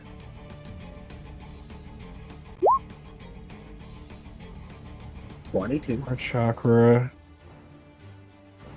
Yeah, so she follows up an elbow with a roundhouse kick that lands into your chest. So that is her unarmed damage. Hold up. I mean, isn't it already rolled? Question mark? That's what I'm trying to figure out. You have to kind of like finagle stuff Oh! with roll 20. Plus 2d4. Oh, okay, so it's... So that's the additional damage here. Don't pay attention to the 3 that you see at the bottom. That okay, 7. Because it's a finisher, 7. So that's 7 damage plus her unarmed damage. Let me just roll that real quick. DM. Uh-huh. Oh, Made a mistake. Foreboding needs to save. The lady I'm fighting is not in the initiative roll. Huh? Oh! Huh, she's gone. I could have sworn I added. Yeah, same. Fucking... Do you guys remember what she got? I also remember that. Oh shit, I can't do control F here. God damn it! Fuck it, I'll just roll initiative for her now. I want to say she went before or after Yamanaka. Tonashi. You rolled Tonashi's initiative twice, it looks like. So I probably... Because I think they both got a 9. There is also a unnamed roll that was Wakimana's. I think you might have rolled Tonashi's twice, and that's why she's not on there. Did I? Possibly. I'll just say it's a 9 that she goes at the end, just for simplicity's sake, because I can't remember, to be quite honest. Yeah, that's fair. These are classic technical difficulties, but what were you saying? Barbodo also needs to make a... Wait, it's a saving throw? Okay, so first yeah, you're right. So it's a finisher. She hit, and then it's a saving throw. Alright, so I also make a strength... Oh shit, strength save. Yeah, so to explain, just to make it clear, so this is going to be that's going to be 15 damage to you, and that's going to be a strength saving throw. Barbodo, I would also probably say, has to just make the strength saving throw. Yeah, it wouldn't really make sense for him to suffer the 15 damage from the hit directly. That is unless he fails it, actually. 14. Okay, yeah, so he would take the same 15 damage as well. No, that was my roll. Okay, alright. I'll make Barbodos now, and I always forget saving throws with puppets. Saving throws, proficient in all. Oh, okay. Yeah, I believe they have proficiency in all saving throws, yeah. Yeah, so that's... That is plus 8. Okay, Barbodo succeeds. Yeah. All right. So he does not suffer the effects. He only takes half of 15, so that's like 8 damage he takes. But yeah, you are knocked back 10 feet off of the structure. I want to cast a jutsu that I just learned. Okay. For the first time in 25 episodes of Death's End, I'm going to cast a reaction jutsu. The first time in 23 episodes, yeah. God. It actually has taken 25 episodes, yes. I'm going to cast the Uzumaki Hitjutsu. Flash Anchor. Okay. I cannot be moved by any means. Nice. Okay. As Hatasha's attack threatens to blow me off from underneath the cloak, the golden shades of the Uzumaki hold me down in place. Yep, one of the jutsus you learned from Shin. Don't fall. The only jutsu I learned from Shin. All right, I will be getting more later. That is going to be you, Azumi. Yeah, Izumi's eyes are locked onto the Yamanaka. How far is she? How important? As she approaches, she starts to speak. Remember this feeling. We face death on a daily basis. Do not let this fear grip you in a real battle. And yeah, she's just gonna go to strike. Dope. Yeah, because I did not go into stealth. 22 to hit. 22 indeed hits, my friend. Oh no, that's 2D. 2D plus 3. Dueling Mastery as a stance has carried me in a good amount of damage. I just wants to say. It's very helpful to me. So, oh dang. Oh my god! Tell me she has reduction. Yeah, Wakimane, he has let me see something real quick. He does have 6 DR, but all of them do. But I'm gonna have him use a reaction real quick. Alright. He's gonna use a jutsu called Let It Rip Thunder Flurry. Definitely not inspired by Beyblade. He takes his let me see something real quick. I'm just trying to make sure I have this. I wasn't able to like transfer his sheet into the roll 20 yet. 6 plus 3.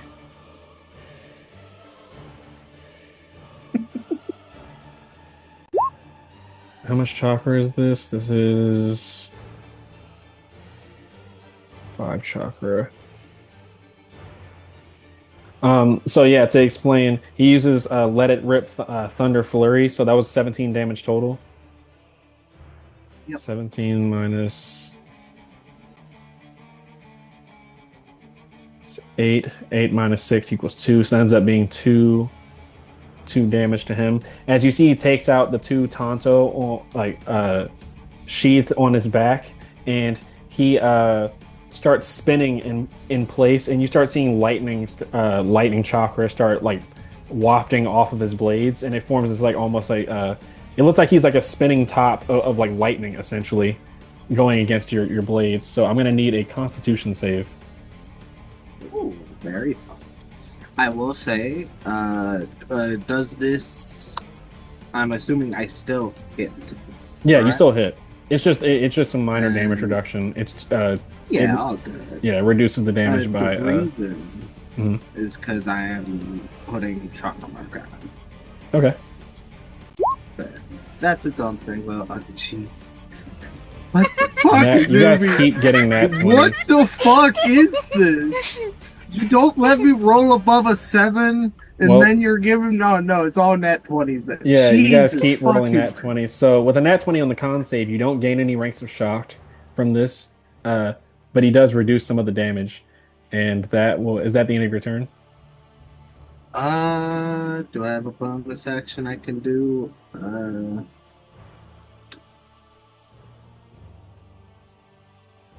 I have the perfect thing I can do. Can I bonus action kunai? Yes, you can bonus action kunai. Yes, kunai. 18 hits. Let's go. The tagline for Death Stand at this point just needs to be "Oops, all 20s." Oh, yeah, oops, all 20s. So that is 3 damage. That's 3 damage just because unless you have a special feature, multi-attack weapons just deal like the damage die. Yes, it does. That's my bad. You're all good. That is absolutely a thing. Yeah, so he meets stops spinning and meets your kunai with his whatchamacallit, with his Tonto and everything. So you guys are kind of locked in like a blade clash. She's looking at him with approval, as she did not want someone to be gripped by fear in that sense, even though she is scary. Mm-hmm. She is like this. All right. Well, now is going. We're finishing the round with Nobisu Akamichi. Nobisu, I think, is gonna just. She's gonna use partial expansion first. So partial expansion, that is going to be a. She doesn't have to spend. So she does. So it is concentration. So I just have to make sure to keep that in mind. Concentration. It's 4 chakra for partial expansion. So she expands, I would probably say, one of her fists to be like the size of like a person's torso, that sort of thing. So her unarmed damage die is going to become a D8.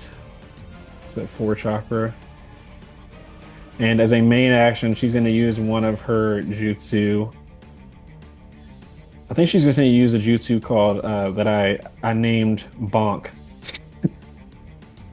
Yeah. He's going to drop a hammer fist directly on top of your head, Gabriela, to try to stun you. Oh my God. All right. What does she have to hit? Yeah, she's going to try to bonk She you. has the bonking stick. Bonk. And 11 doesn't hit. They're so shell shocked by how like efficient you guys are. Like you fight like battle hardened veterans. So she misses with her strike and looks frustrated with herself. And that'll be the end of her turn. We're going on round 3 now. Hold up. Also, I have to do something for Atasha real quick because I forgot one of her features. This is a good chance for me to get familiar with them. So she has a couple of hair techniques she can do. At the beginning of each of her turns, I had forgotten to roll a 1d8. Okay, so yeah, on a 1d8, on a roll of 5 through 8, she adds 1d4 plus 1 to her AC, just to kind of simulate her like writhing hair, shielding her, that sort of thing. 1d4 plus 1. And that lasts until the start of her next turn. So, let me see something real quick. It's plus 4 to her AC momentarily. And yeah, so that's the start of round 3. Gabriela, it's all you. Gabriel would see her fists were unresponsive the first time. She didn't like that. So she's going to strike again. You know what? No, she. You know that bludgeoning Gabriel's is something gonna she's take- very effective against. I know. No. I got a plan. Gabriel will move back a bit. And say, "You got this, buddy," to teammate. She's gonna and while watching those two fight now, she's gonna study her opponent. So pretty much leaving the other dude begin to pick up the fight. Does Nobisu gets an up attack or the disengage? Yeah, she's gonna get an opportunity attack for sure. Yeah. You know what? Gabriel let her hit her. Wait, you're just gonna let it hit? She's gonna let it hit. Okay. 1d8 plus 3. Oh shit, 38 damage! I would still argue a roll for a possible crit. Same. It's gonna Alright. hit regardless, but... What if it 5% chance, 1 in 20 realities? 20 plus 7. Ah! Oh, so close. I shouldn't have rolled Wow, that. that barely hits. Yeah. That's just 9 damage. As you know, you said that you just let the Yeah, strike she's gonna land. let the hit it. And she acts nonchalant about it. Like she's just perfectly calm. All right. Yeah, go ahead and so you're studying her? Yeah, I'm studying her. That's the end of my turn. Okay. I believe there's actual skill actions, I think that I was gonna say, that's a read the enemy thing you can do. Oh, is it? Oh, okay, what would Yeah. that be? let me see something real Martial quick. arts. If you have I think you have proficiency in it? Yes, I do. She for sure has proficiency in martial arts. Oh, yeah. For sure I do. Yeah, read the enemy. You can attempt to read an enemy's action as a reaction to any performing any. Whoa, that's a fucking reaction. That's fucking crazy. I'm gonna just drop this in here so people. Yeah, I 13. have a document with like the different things. So read the enemy as your reaction.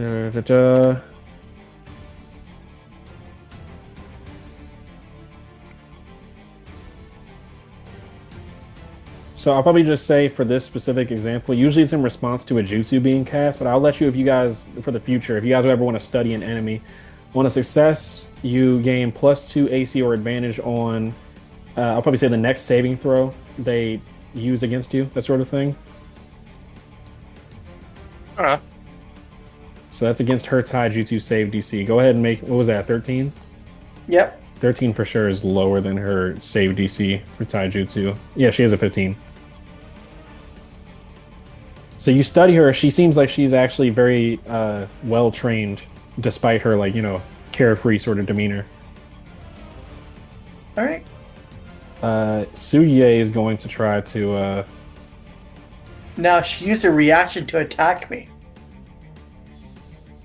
she did use that is a good point, yeah. Ooh, Wait, ooh, Gabriella wait, with does the that- fucking. Oh my god! wait, does the rule only apply to us? What? Because we get to make opportunity attacks as long as we have our reaction available. Oh yeah, No. no, you're right. I don't charge you guys a reaction to do an attack of opportunity. I make it so if you Yeah. the only time you can't make an attack of opportunity is if you've already used your reaction. That is a good point. Yeah. Because so my reasoning for that, just as a side note, this is a good, we're getting back into combat to get the rust off. The reason why I allow in Naruto 5e specifically, you don't have to use your reaction for an attack of opportunity is because I feel like it kind of desensitizes you from actually using it because there's no point compared to like just actually using a reaction jutsu. You know what I mean? Like it's not worth it to do an attack of opportunity instead of like saving it for a jutsu. I So forgot about that. for the sake of like actually making it so it still functions, I usually let you guys. Yeah. Yeah. I'm remember. Good job, Uzi. But Good yes, job. so she still has her reaction, is what I mean to say. Okay. I am gonna have him just make. He says sorry that he has to strike such a fine mama, but he's gonna make a 2 attacks. Ooh. He's conflicted He because got you. he does not like hitting women, so he's very conflicted. You can tell Gabriela as he misses his strikes. Next up is Waki Mana. Make me another charisma save, Izumi. All right. He's going to attempt to pierce your mind. Please fail. Please fail. Yeah, there's a very good chance it will, because my stuff does Roll a not. natural 1. That nearly hit a 20 again, I want to point out. Jesus Christ. So a I'm glad 4. it's not. Yeah, it's a A 4. 4. What I think happens here is Wakimana casts mind body transfer on you, and you feel your vision go black instantly. Uzi, I want to say that you kind of notice this out of the corner of your eye. You see Izumi start swaying on her feet as you see Wakimana's his body goes limp as he transfers his mind into Izumi's. I'm gonna have him roll a wisdom save real quick. Not one. I'll call this a DC 16 to be quite honest. Actually, I hope he does not 20. Okay, that's good enough. Nat 20. Azumi appears to turn towards you, Uzi. Hmm. When a failed save, once you possess the creature's body, I'm just reading the jutsu again just to make sure. Yeah, no worries. Oh, good. I always have to check mine up. I've never seen it used, so I wouldn't know Access. what happens here. Okay, so he doesn't gain access to your jutsu. All right, cool. So I kind of get the vibe for it. He's gonna have Azumi run over You can see on Azumi's face there appears to be like a look of confusion as he's like looking all over. Azumi's like looking all over her body, Azumi, quote unquote. Uh, she's looking all over her body, and she looks like she's in pain and like surprised at it, that sort of thing. But he's gonna run over and Azumi, can you make an attack roll, please? Just using your sword. All right. Is this too loud, by the way? Nope. I think it's fine. Okay. Wouldn't it be from advantage because he's the suspected on ally to hit him? I mean, I've been seeing her doing weird shit, and I know the Yamanaka. Yeah, I think it's pretty easy to tell. So an 11 misses.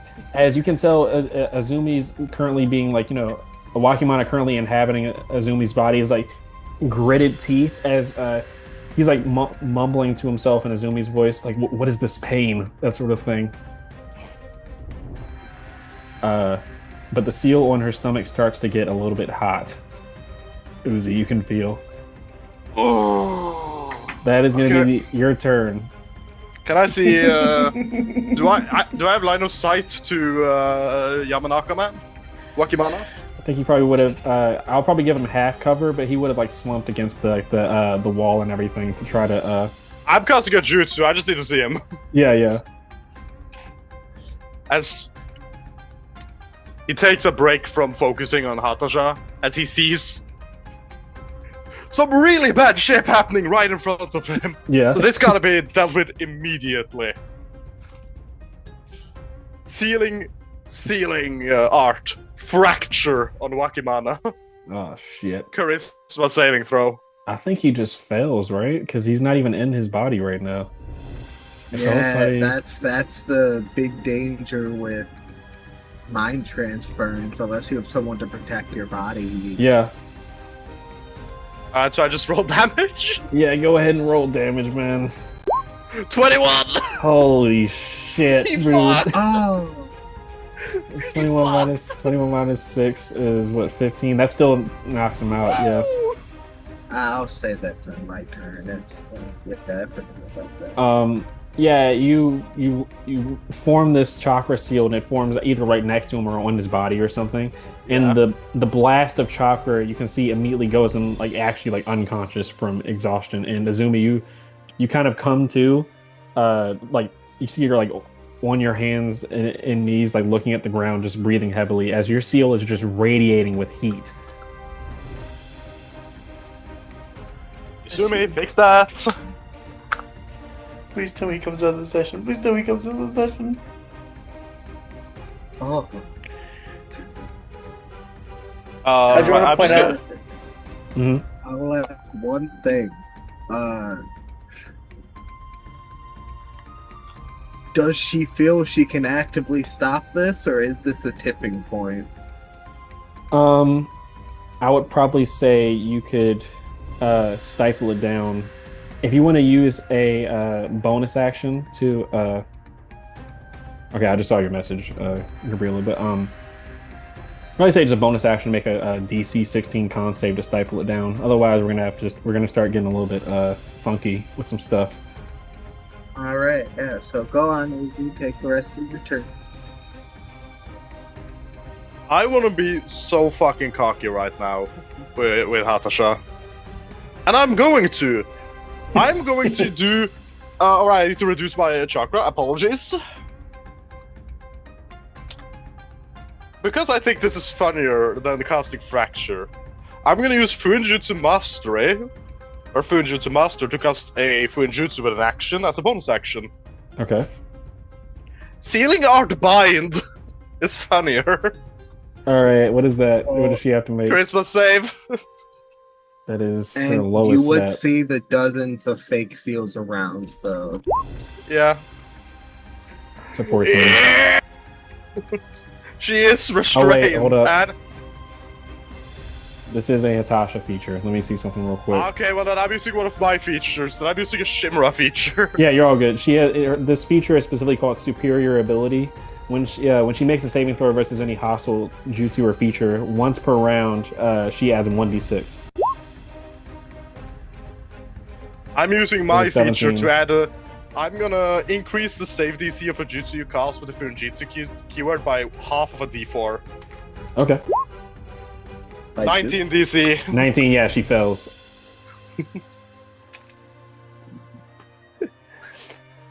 That's just. This is just, you have revealed my trap card. You have revealed my trap card. But you have revealed my trap card. Natasha thinks that she's gotten you. You cast the seal on her, and she's like mumbling to herself on wobbly legs.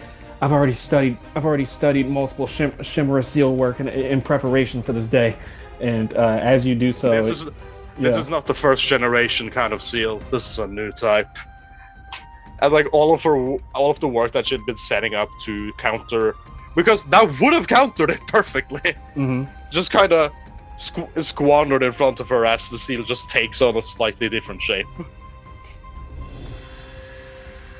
Yeah, a look of like fright goes over her face as she doesn't understand why she couldn't stop the seal from binding her. But yeah, she is restrained right now by your binding seal.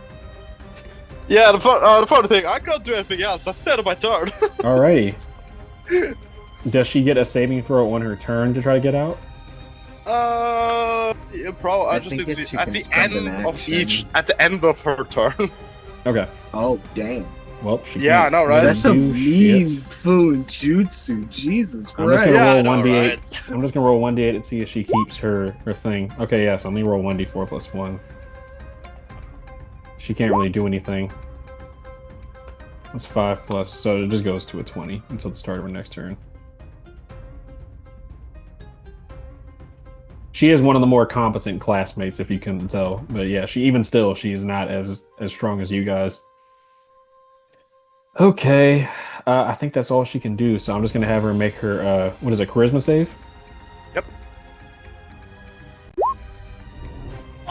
He gets a nat 20. You see a look of pure, like, not rage uncontrolled, but you see pure focus go over her face as she calms down and she starts thinking to herself. You hear her mumbling like equations to herself and everything, and you watch as your seal has these kanji all over her body. They start slowly wafting away like smoke. And she gets into a fighting stance, kind of like facing off against the two of you. That's the end of her turn. Yeah, Izumi no longer cares about what's going on here. She gets herself. Focus on that. I got this. Yeah, Izumi, on your turn. Sorry, go ahead. Yes. I was going to say, just for reference for your turn, you're experiencing a blinding like level of pain from your stomach from Wakimana having tampered with your mind and everything. You feel intense urges to spill like Wakimana and Natasha's blood all over this floor. Like you can't stop getting these images in your head of like their blood just coating the entire floor around you. Oh, yeah. She is actively forcing herself to run down here. She is running, jumping off, slumping against the wall. However, if she attacks, retaliation would be brutal. It's your call, DM. What'd you say?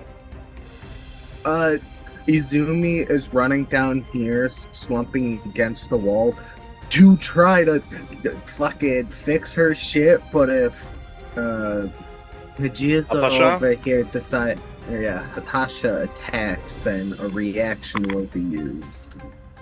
I think she is in such a focused state that she is going to try to use a whatchamacallit. She's going to try to use a attack of opportunity. Well, do one more. Not do one more. This is Uchiha waiting stance into Uchiha Great Assault.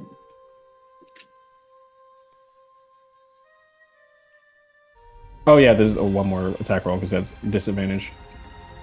Yes, sir. All right, the she second will roll is hit 25. both, but yeah, she is still gonna take an attack.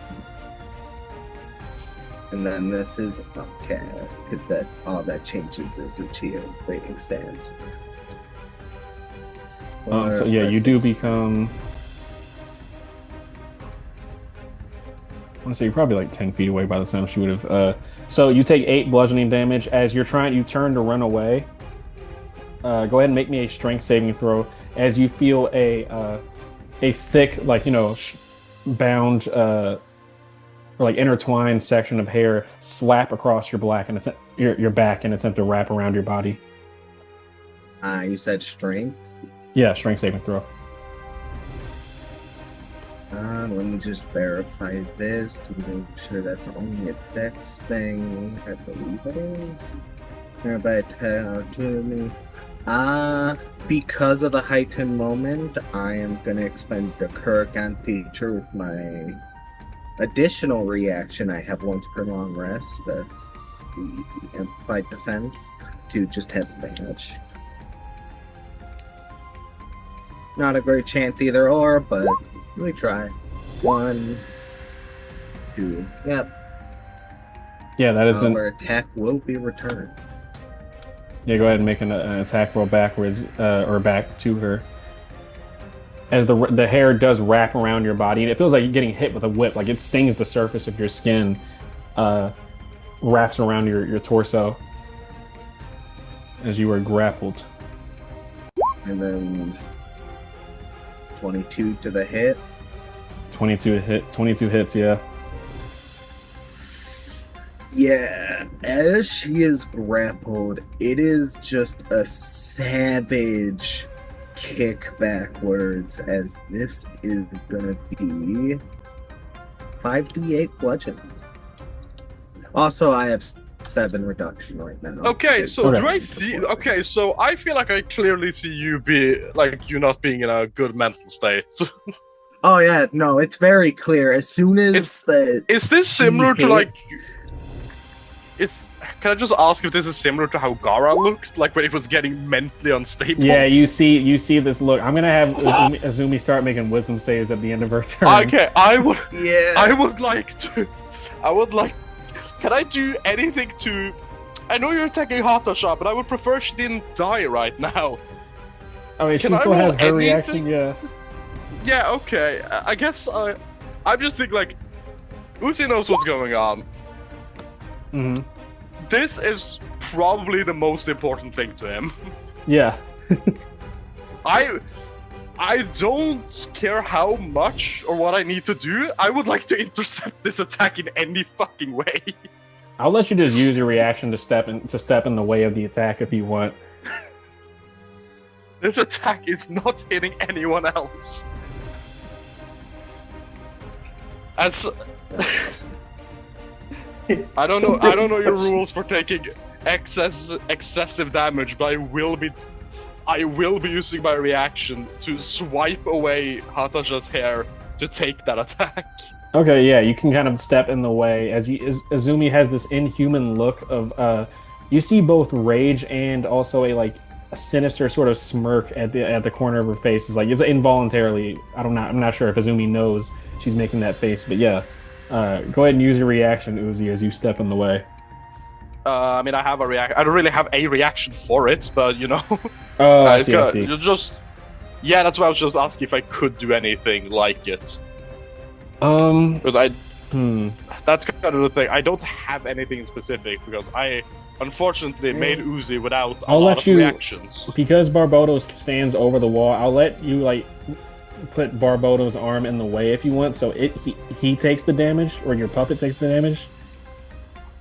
Does that sound like a good compromise? He doesn't have enough reach, is the thing. I mean, since we were just in it, could I read the enemy for it? Homebrew thing? Yeah, go ahead and make a martial arts check, my friend. Or really wish I... It's 24 damage, you'll survive 1 HP. I'm just pointing that out now. Oh, okay, good. Barbodos would be destroyed by Yeah. Yeah. So you'll go off. It doesn't necessarily make sense while reach wise, obviously numbers wise, but I'm trying to rule of cool, that sort of thing, because you're trying to step in. So you can either have yourself intercede or Barbodo, but unless you have a reaction to lessen the damage, you're going to be in the way of I am prepared to take this damage. Okay.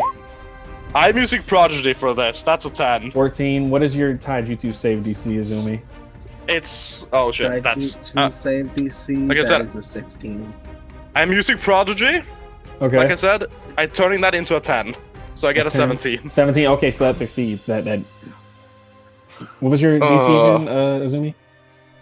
16. 16. Okay, Oh, yes. let's go. So that Barely. succeeds. So I would probably say this isn't how it works, but for this very specific scenario, I will let you have the damage.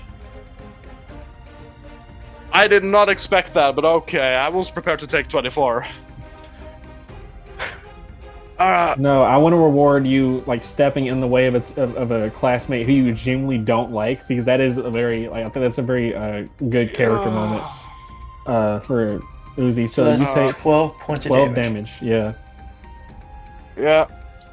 As, like, he kind of puts up his arms to guard against the attack, but like it helps in the way that his stomach doesn't get broken. But his arms are probably very fucking destroyed after this. So Azumi, what are you doing? I know you said you were trying to go to stop everything. Are you still trying to go do that? Yes, she is trying to get the fuck away from people. That is where her priority currently is. All right, you go ahead and keep moving along your way.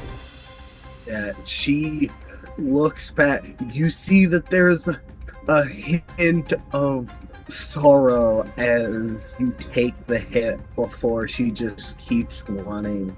She unceremoniously jumps down and just not curls over. She falls to her knees, just trying to focus, suppressing the heat. All right. That is what my bonus action will be on. Yeah, I believe I said wisdom save for this specific scenario, if I'm not mistaken. Does anyone let Gabriel know this is happening? Or specifically Uzi?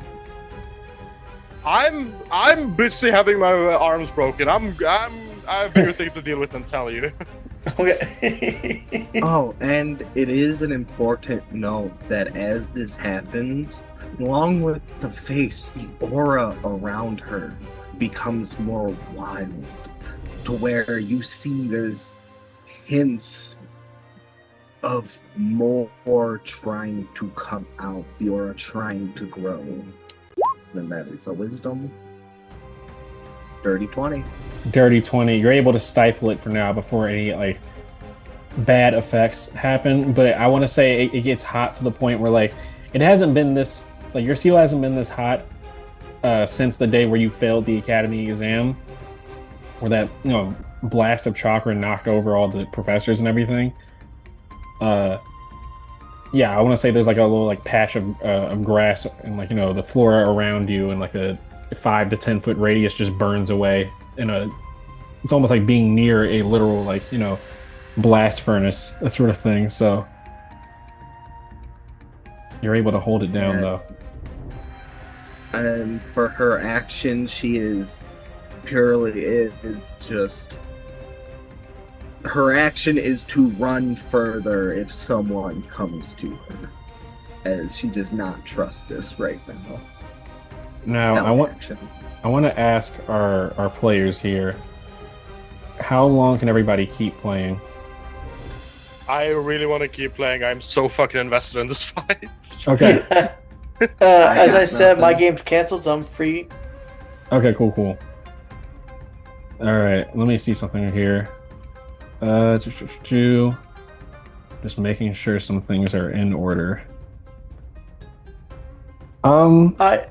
Yeah. You don't want Gabriel to meet you right now. You really don't.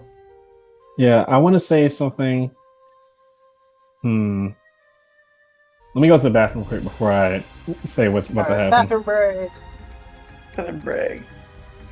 Ooh. Izumi? Yeah. Of the 20 different possibilities, what Gabriel will do is I'm asking Gabriel what she'll do, and Sherry knows what she'll do if she sees you in that state. Sorry, I say that am. again. Gabriel knows what she'll do if she sees you in that state in pain. Oh. Ooh. Yeah, that's All that's right. why we're making sure you don't see it. What's the worst that could happen, huh? Everyone dies. No one's going to. Everyone's going to die. I can finish that sentence. No one's going to. How do I make this sound polite? No one is going to have their ribs ripped out of their stomach. Yeah. That's polite, probably. Now, Best way to explain really. Best I way am to so explain it, fucking Gabriel happy. might get hurt for once. I'm so happy I have water nearby because my healing is going to go from 5 chakra to 1. I have infinite healing for this, after this encounter to heal up my arms after the fucking drop kick I just took. Well, you might be waiting a little bit longer to heal those arms, as I was gonna wait until the end of the round, but I think it only fits with how this fight is currently going to make a note to you, Izumi.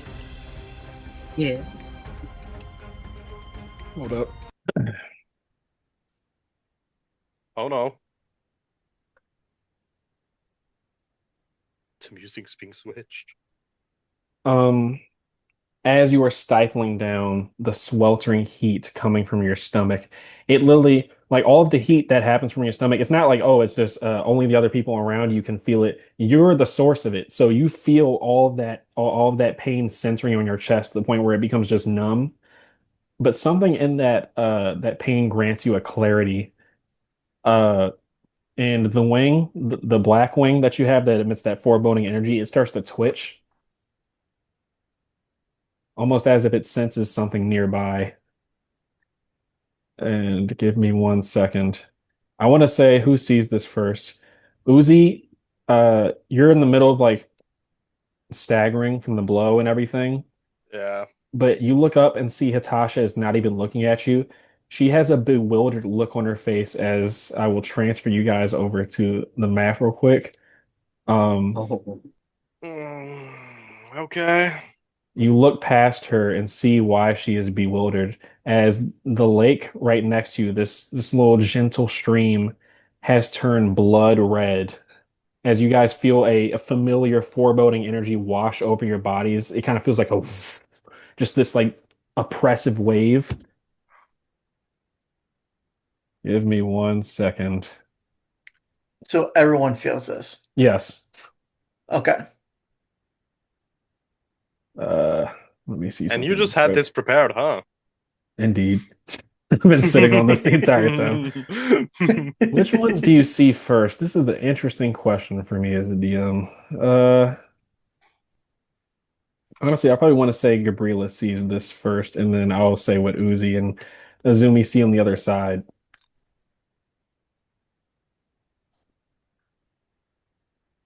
One, two, three, Wait, four. I what do I am. see? I'm about to tell you. I have to go down the line since there's a couple things that are going on here. Oh. Oh. Let me first make sure this isn't too loud so I don't have to stop mid-narration. Gabriela, as you're standing there studying Nobisu, after you feel this wave of foreboding energy wash over you, Nobisu is about to get ready to start her turn. She honestly looks like she's about to go attack you because she's excited to see what you can do. Uh, she stops midway as you see behind her the thickets, these like tall, almost like pine, not pine leaf, but like something similar, like those like tall thickets that's like over 10 feet tall. They start rustling behind her, and you see stepping out, parting these tall thickets, is a nightmarish abomination of a creature, nearly 10 to 12 feet tall, walking on these lanky, sort of skinny limbs that shouldn't support its massive frame. It has a rotund belly, but you see its skin is all bark, and along its body, like not in any sort of seemingly like coherent pattern, are these human-like mouths with these like shining pearly white teeth that all mutter with their own voices.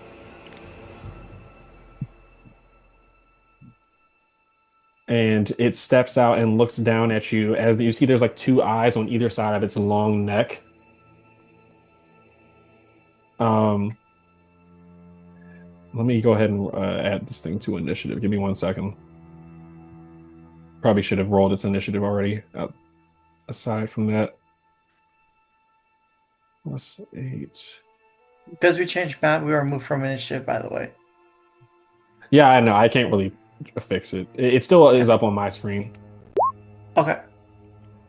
Man, so long as Hawk has it, that's all What's that with really all these matters. nines for initiative? We couldn't have one thing go according to plan, I guess. No. The fuck! I was so I- ready. I am so unsure if this is my fault or not. I don't know. We don't. Yeah, there's no way to know.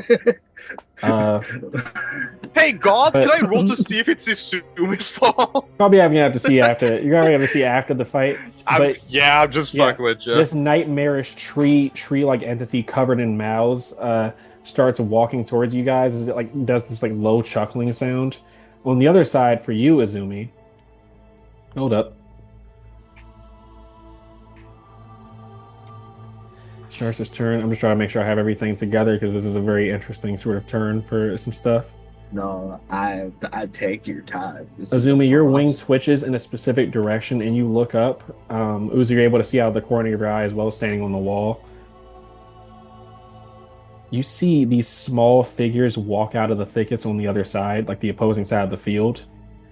And you see stepping out are four of these child-sized, almost like childlike humanoid entities, completely, I don't want to say naked because they're just like wood, like sort of like they're wood people essentially, but you see they almost look like like with these like oversized skulls and these like dull red glowing eyes. But the most alarming part is you see driven through their body and especially a large number of them jutting through it like through its neck stabbing through are these like thorned roses.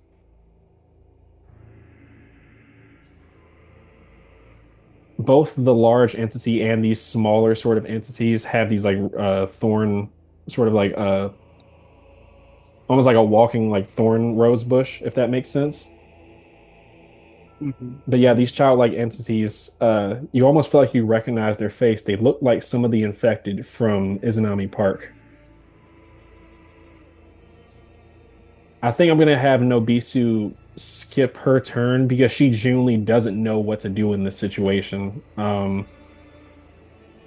Except I'll probably just say take the dodge action from just fear. This cursed spirit is gonna walk over. Let me see something real quick. We probably have to make a little area of effect.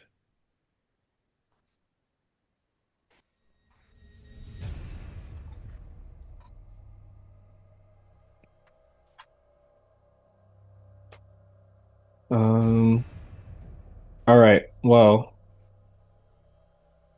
I'm going to ask for a which saving? I'm going to ask for a dexterity saving throw, Gabriela.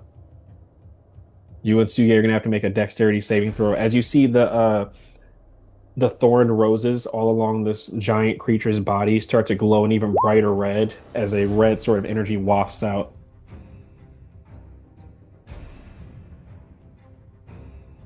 What was that, a 28? That succeeds for sure. Sukiya has advantage on dexterity saving throws.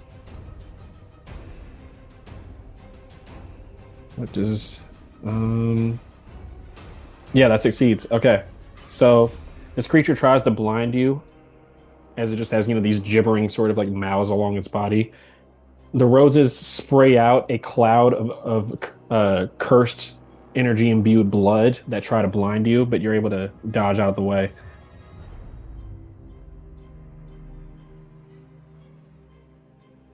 Um, all right, so that's them. I'm gonna have the little small entities. I think two of them are gonna start walking towards. They're They're going to start walking towards this lake that is filled with blood. The other two are going to start walking towards you, Izumi. As you can almost swear they look just like the plate touch that you killed in Izanami Park. That is going to be the end of the round, I want to say, just before I have too much stuff happening in one turn. Man, I can't see it around anymore, so I wouldn't know. Yeah. I would have to like reset the entire thing, which would take way too long. That's why I'm just gonna keep. Just tell us who's next. Yeah, you're all good. Like that's Round faster. 4. Start of round 4. That's gonna be you, Gabriela. I'm gonna move. Can I combine my move and my movement and my action to move here and push the two behind me? Yeah, no, I wouldn't say that takes an action And to if push them they're behind you. No. okay, I want to push them both behind me, so I'm between them and the creature. Mm-hmm. Oh wait, And yeah. and I'm going to tell them to run, help the others get out of here. As Gabrielle and as a bonus action, she takes a fighting stance. All right. Dragon's Fist fighting stance. So against his opponent, I have +2 AC against his opponent. All right. Before I'll let the whole thing with you pushing them behind you take effect first, but this is going to trigger a specific effect since you started within a certain radius of them. I'm going to need a Wisdom saving throw from you, Gabriela. That's fine. That's all fine. Okay.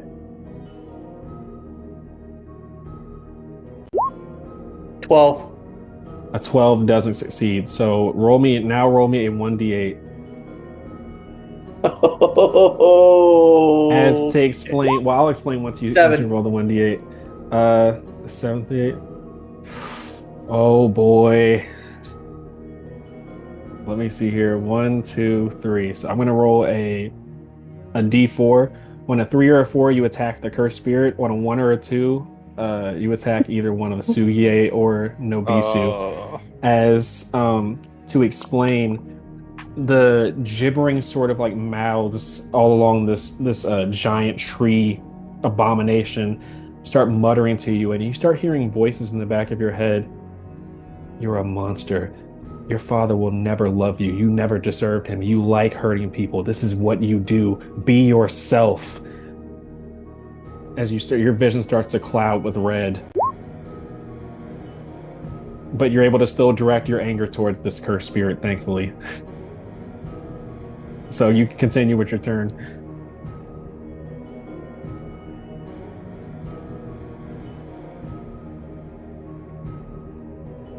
So it's my turn? Yeah. Should I do attack him?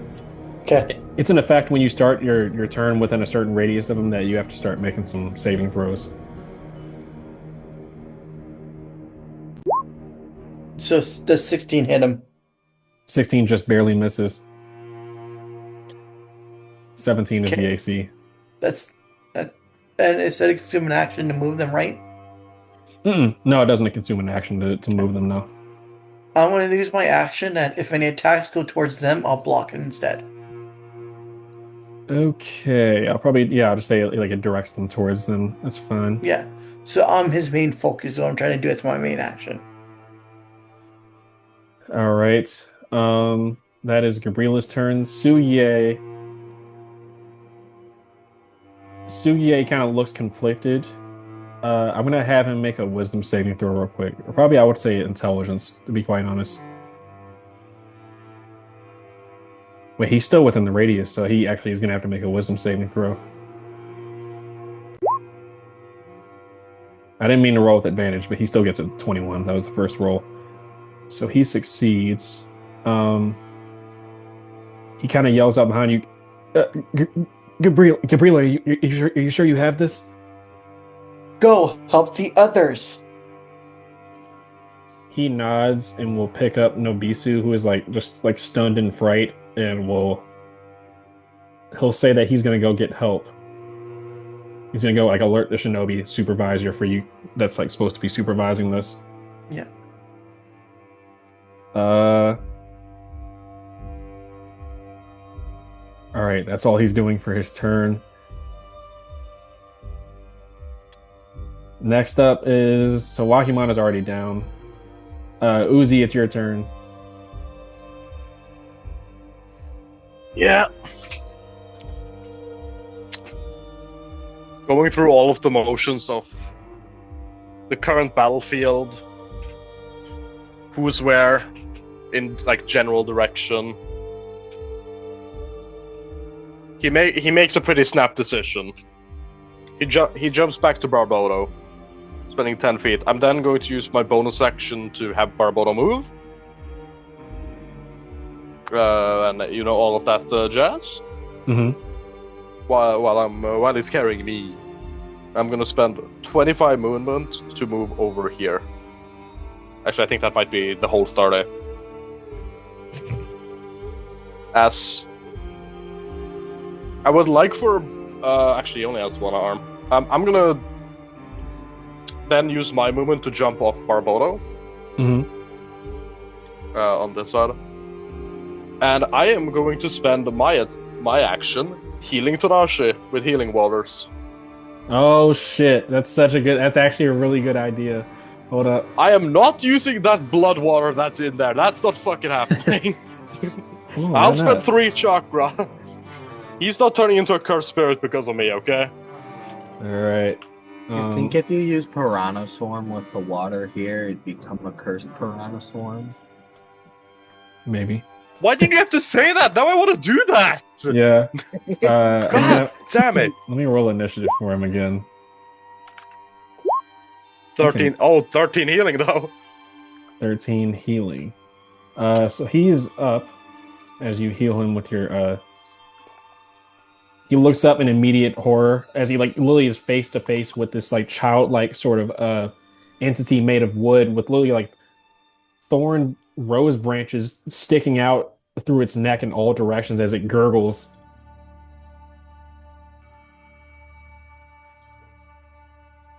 Tanashi, relax now. But I don't know what's Tanashi? Yeah. There are no teams anymore. We're fight that thing, okay? Understood. Good. I just like to there is no room for negotiation in his voice. This is pure commanding words that he's trying to get Tanashi to just immediately follow. I doubt that's gonna need a check. So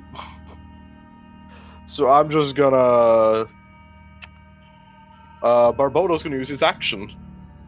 Because he also has that. He's gonna swing with his hand, his metal glove weapon. Okay. Which I just need to check something real quick because there is critical. Yeah, it has a higher crit range. That's what it is. Yeah. So I'm gonna make an attack with that.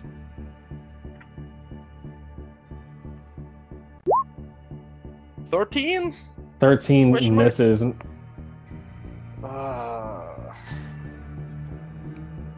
Yeah, alright.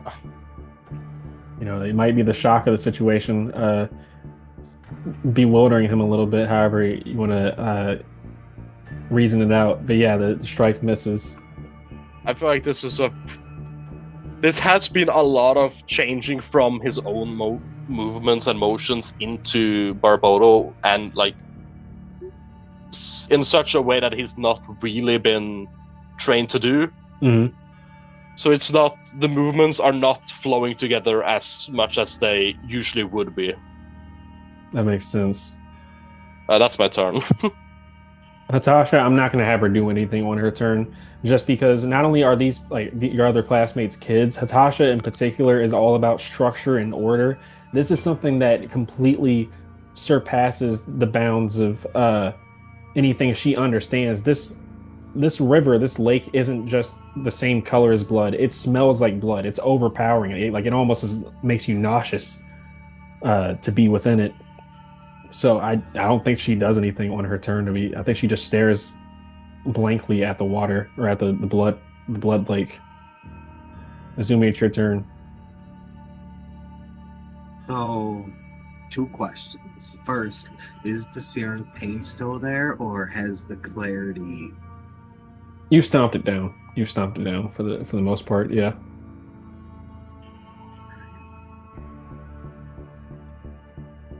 She does not understand what the fuck is happening. And she is trying, failing, but trying to pretend that she does not think she recognizes them. Bonus action, I'm popping my only chocolate pill. Gain back a little bit of chakra. Wow, I think that's actually the perfect amount, isn't it? 15. No, that's 20. Almost. So just that.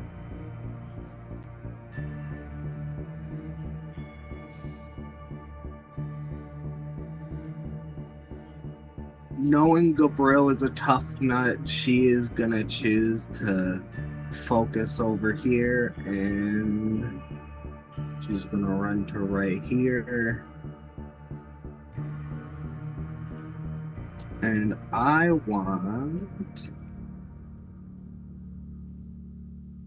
am going. Two of them isn't worth all that chocolate, though. I'm just thankful that dude still has a chocolate one. I went 30. I have to go. I tend to try to reach them. And this went from goofy, joyful to what the fuck is going on? That's also our tagline. Yeah. Very true. These two are gonna be hit with Uchiha Shuriken. Right. Okay. So I need both of them to make me a dex save. All right. That is going to be a +3. Let's check. I'll upcast. The first one gets a nat 20. The second one gets a 7. All right. First one succeeds. Second one failed. They both take damage. First one will just take half. Okay. So, Well, they both they both die instantly because they only have it's minion rules. They have 1 HP. Oh damn! I wasted chocolate. Oh well. Well, I mean, that means area of effects are still very useful. They're like, they have a higher than average AC single attack wise, but Yeah. area of effects are good against these types of entities. The reason I say wasted is because I didn't need to upcast it then. But no, it's still worth. So I still have 10 feet of movement. She is gonna jump on the rock besides Uzi. It's under control. Good. Very confused about this. That'll be my turn. I'm beginning to get a pretty clear image of why this is happening. Well, But that's not for now. Nobisu is with Sugie, so they're going to try to alert the shinobi that is supervising. Next up is the cursed spirit that is leering down at you, Gabriela. Okay, so what I think it's gonna do. Hold up. Let me see something here. I'd probably say you're gonna have to make me a dexterity save, my friend. Oh, well, that's perfectly fine. It slams its wooden hands against the ground with these these emaciated limbs, and it starts digging them in as you hear the sounds of bones popping and snapping inside of its wooden frame. They start turning into like a liquid-like consistency. 10. 20, I mean. A 20 succeeds as you feel the ground start to become almost like writhing underneath your feet. You see roots moving underneath the surface of the ground, like blood vessels through underneath skin. But you're able to avoid as like holes start opening up in the ground, trying to swallow you in there. That's all it can do for its turn. Uh, these other two smaller cursed spirits, these like childlike sort of entities with strangely familiar faces. I think. Hmm. I think this one is going to. You see, in a childlike fashion, it crawls up to Tonashi, who's like, holding the blade, shaking in his hand. It starts crawling up his leg like a kid trying to get attention from a parent, and it keeps whispering through this gurgling voice as blood is like, spilling out of its like small mouth. You know me, you know me, and he's gonna have to make a charisma save real quick. Yeah, that makes sense. As a reminder, I gave everyone a kunai. Please know to use it if you need it. That's a 13.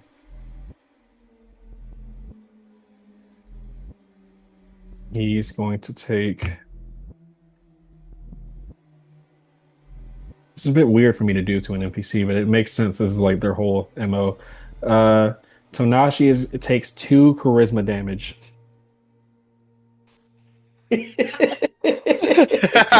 That's the effect for like this thing that they have. Yeah, that just. Yeah, you That's see as he's really holding his fun. blade, it almost like damn near falls out of his the hilt almost falls out of his hand as he starts like tears start welling up in his eyes and he just starts whispering to himself, I didn't mean to. I didn't mean to. I'm sorry. It seems like he's talking to his parents as he starts whispering about mom and dad. That's cool. And the other one is gonna start crawling up a rock towards you, Izumi. I'm gonna need a charisma saving throw. I'm gonna quickly look at a thing because I'm very curious if I'm able to do it. Damn it! It has to be a melee attack. Big sad. For the record, you are grappled So- as it's like, it starts crawling up on you. That's like one of their automatic features. They can well, let me see something real quick. Good. I will have one follow-up question. Mhm. Let me pull it up to just make sure I'm reading the right thing. Does this count as a genjutsu? No, this is a feature of theirs. So they have it's 2 features Alright. that kind of coincide with each other. Adhesive, so they can adhere to anything they touch as an action to like touch something, automatically grapple it, in place of, making an attack and everything. Creatures grappled in this way make their contested checks to escape at disadvantage, and if you're within contact of of one of these things on a turn, you have to make a charisma saving throw. Well, specifically on its turn and your turn, it's a charisma saving throw. A 14, you take 1d4 charisma damage. This is temporary, it disappears at the end of the day, but you As feel in these. my charisma itself goes down? Yeah, your charisma score. Oh, that's funny. I love that. Yeah, So I charisma score take goes. minus 1d4.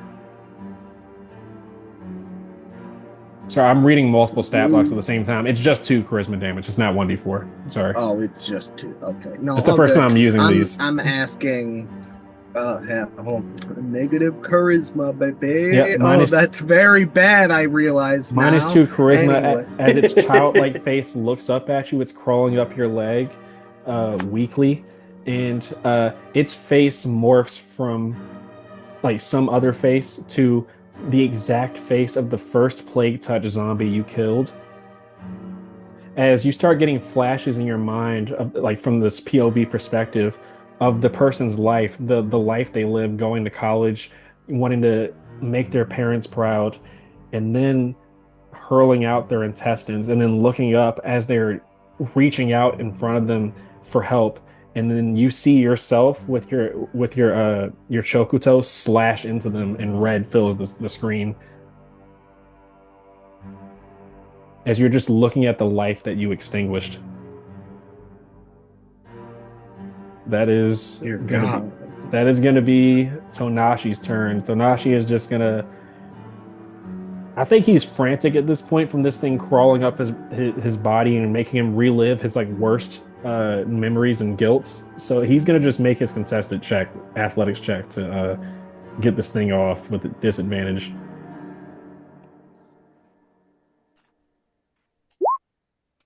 $19. Hey, This thing is you probably go not gonna. Tadashi. It might succeed. It might not. We'll see. Or 1d20 plus 2. 15. So yeah, Tonashi is just like frantically like, screaming as he grabs this thing by the back of its like by the back of its head and it hurls it off of him. That's really all I think he's gonna do on this turn. Just realistically, I think he is like freaking out. Oh yeah, definitely. Top of round 5. Gabriela, it's your turn. Gabriel takes a deep breath. Make me a wisdom save first. Okay. Because that's the start of the turn thing from the effect. 11. Oh boy. Oh no. Roll me a 1d8. 1d8? Absolutely. Oh, hey, never mind. 3. You Oh, have no. So much reach. Okay. A 3. You can describe to me why this happens, but the insanity-inducing, like, gibbering coming from this giant abomination causes you on your turn to do nothing. Causes nothing to do nothing? Yeah, it causes you to be able to do nothing. Awesome. You're flooded. Like you can describe what would make Gabriela like stop in her tracks, but this thing is bringing up your worst guilts, like all the things that you wish you never did.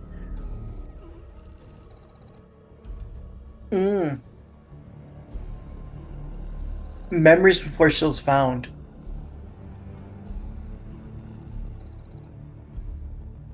Yeah, well, these things are flooding into your mind as your vision just keeps going redder and redder, that sort of thing. So more specifically, the first kill she has, Mhm. the first 3 kills she ever did, be flowing through her mind, and it's causing her to freeze. In the background, you just hear this whisper in the back of your head. You liked it. You want to do it again, don't you? Like just admonishing you for what it is calling your true nature.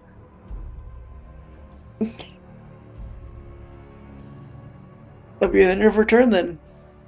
While this Alright. interaction happens. Give me I find one it very second. funny that Gabriela has been hit with like anything and everything regarding anger. Indeed. Well, that's what She's very susceptible. your curse is specifically. Like the living curse attached to you guys. This is what it attacks. So it is now I know how she's Suye. gonna start her turn too, if she passes. Suye is still running. So that will be Wakimon. Well, Wakimon is also down. So Uzi, that's all you. All right. Let's see. Oh, let's go. Maybe a little Oh, chakra okay. control check real quick because I feel like you might Oh, be. let's I go. feel like you might be able That's to fine. tell. Okay, I'm just gonna, because I do want to use this, I'm just gonna say I'm using Prodigy if this is below a 10. All right. Not 20. What the hell is going on right now? Seriously, what the hell is happening right now, dude? You were You about to got drop us some on lore. you got us like on our best day apparently. Like So, fucking with a A. nu- Stock, yeah, you were about to drop some lore, right? Not 20. yeah, nat 20. You know that this is for sure attached to your living curse without a doubt. it feels a bit less stable than the one where you got put into like the dream together with like Azumi and Gabriela, but you know for sure that it's attached to the like the sustained effect is attached to the chakra seal. Izumi's chakra seal? No, not the chakra. Yeah, I realize Oh. that's not very specific. The Oh, chakra seal that you I didn't hear that like that, but that's No. a horrifying thought. No, it's the chakra. It's the chakra seal that you guys need to find, like for this assignment and everything, like to disable that sort of thing. Like this isn't going to stop until you disable that the chakra seal inside the ruined building, and more specifically with the Nat 20, you know that based upon your interactions with this energy before, specifically with you meeting the sealsmith Nanko and stuff. Yeah. This would have had to be placed within the chakra seal, which means for sure, I wasn't going to tell you till after if you investigated it. Yeah. Somebody has tampered with the seal to cause this effect. Yep. Okay. Izumi, Tanashi, you guys got this, right? I'm gonna finish this.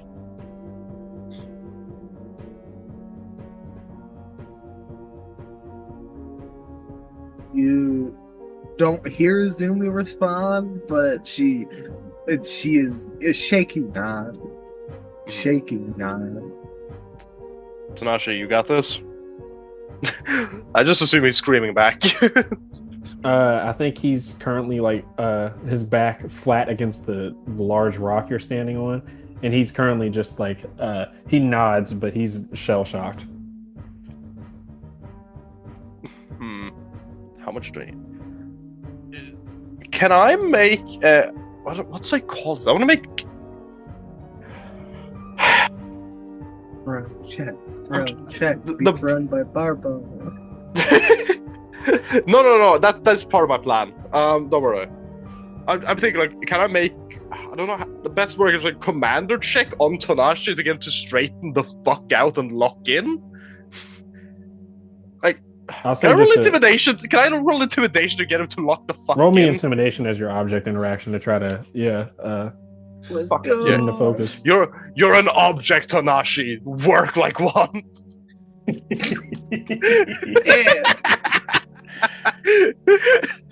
You're a tool. I will say, remember, unless y'all used Wills of Fire, we did gain one at the start of this. I used mine. Then I think Gabriel's the only one with it still. 19. Get the Tanashi. Pull yourself up by your imaginary bootstraps and do your job. Okay? Yeah, I got it. Good. I'm gonna jump on Barbodo. Does the Curse Spirit... I know it's attached to Sumi, but does it get the up attack on me? No, it's currently grappling, like crawling all over Tonashi. Nice. Alright, and to make sure... Oh wait, no, I it's not, actually. But it's fine. Either way, go ahead. Yeah. The one I mean specific. Yeah, I was thinking about the one since that one was right next to me. If I'm gonna rule slur, I'm rule slurring everyone. No, he's grappling Azumi right now, I would say. So I don't think that he is the ability to. Hey, could you... Barbodo has to be given an act... Can Barbodo... Can a puppet move without being given an action, or does it need to... Okay, apologies for this. Yeah, you're all good. We're still getting back used to doing combat with our characters and stuff.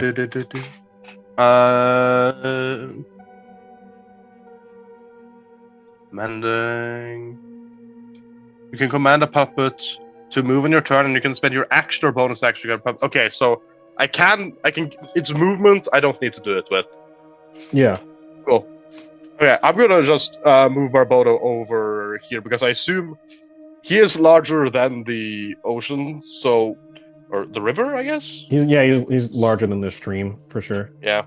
So I assume he could just like do like last time and just place me up here. Yeah. All right. That would be 15 movement. I have 15 left. So as I get into the building, can I do an action ninja to try and figure out which of the scrolls is the correct one? Yeah, it can either be perception, investigation, or chakra control. Oh, invest. Yeah, dude, if I can invest, I'm investing in crypto. Let's do this. He's looking for the Doge 25. I bought Bitcoin at its lowest. coin. You see among the dozens of like fake chakra seals that Wakimana had placed, you see the real one glowing with a slightly iridescent sort of glow at the bottom of this floor right here. All right, so I can't get over there in a turn. I only have 15 foot. So I will move over here. Yeah. And so the chakra seal is over there. So I'm gonna try something because I can't get over there and I don't have an action. Piranha Swarm, please eat the seal.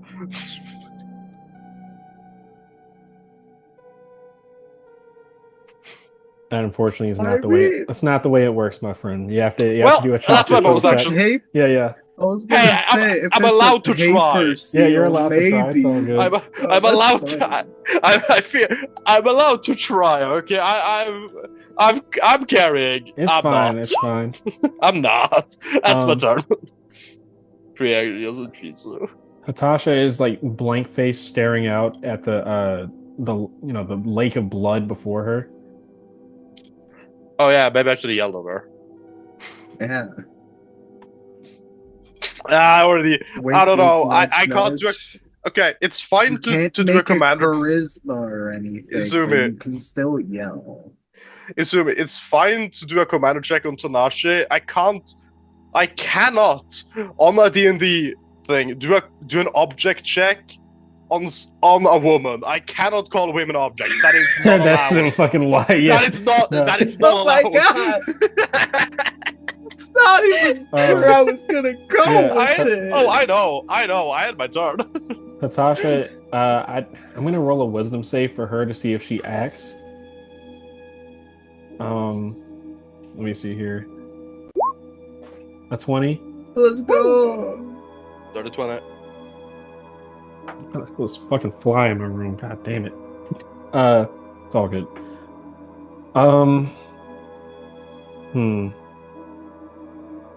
She's gonna say, I don't think she becomes like an instant like stoic badass, but I think she sees that this is a harrowing situation, obviously. So, I'm just gonna have her use one of her features, get into position. So when she withholds her action, basically when she readies an action, she can, as a part of that, command up to 2 allies to move 30 feet in any space that can hold them. So she's gonna just yell over, and this is the first time you see her control slip. She's basically just a kid now. She just says, like, do something, please. So you can move 30 feet if you would wish. Little do we know, Uzi is slowly gaining a harem.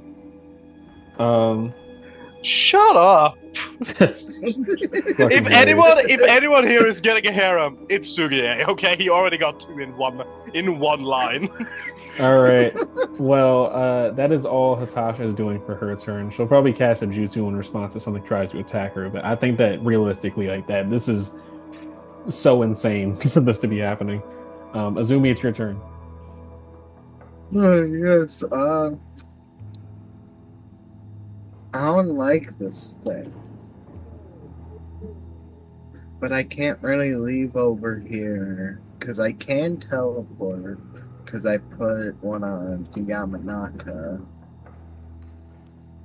Oh yeah, make me another charisma saving throw as you start your turn grappled up this thing. Okay, cool. I was gonna say that's very helpful. Wait, it's a charisma saving throw and it removes your charisma? Yeah. It's slowly removing your will to act and stuff, just with the level of guilt that it assails you with. Yeah. Oh my gosh. Per reaction, I'm gaining advantage on this check because All right. I don't want Well, it wasted, but you know what? I accept it. It could have been either one of those. It could have been worse for sure. So it's the 20 that you got, right? The dirty 20. Yeah. Okay. Yeah, you succeed, so you don't take any charisma damage. What are you doing your turn? As for the record, there's these memories going through your head of like the moment you told your friends, I don't see these things as people. And then a whisper goes in the back of your head, am I not a person? As their memories flash through your head again. Oh, oh, it was very fun. I'm still grappled though, aren't I? Or am I? Yeah, you are still grappled, yeah. Okay. I really. Well, let me see. If I were to teleport, I can run back to here. Then what is the range? 30, 35. So normal attack. That's what I'm gonna do. You have to get him off I'm first because for the record, grapple reduces your movement to 0. I don't know if you remember. No, specifically chakra mark. I am able to teleport to the mark. Oh, It does not require movement. okay. Yeah, it just uses it up. That's the main thing. Yeah, it does not require movement since this is the jutsu itself and not my hunter and stuff. Okay, yeah, that's cool. White flash. All right. And then, like I said, just gonna run right there, get onto the ledge, and yeah, bonus action just can be thrown kunai.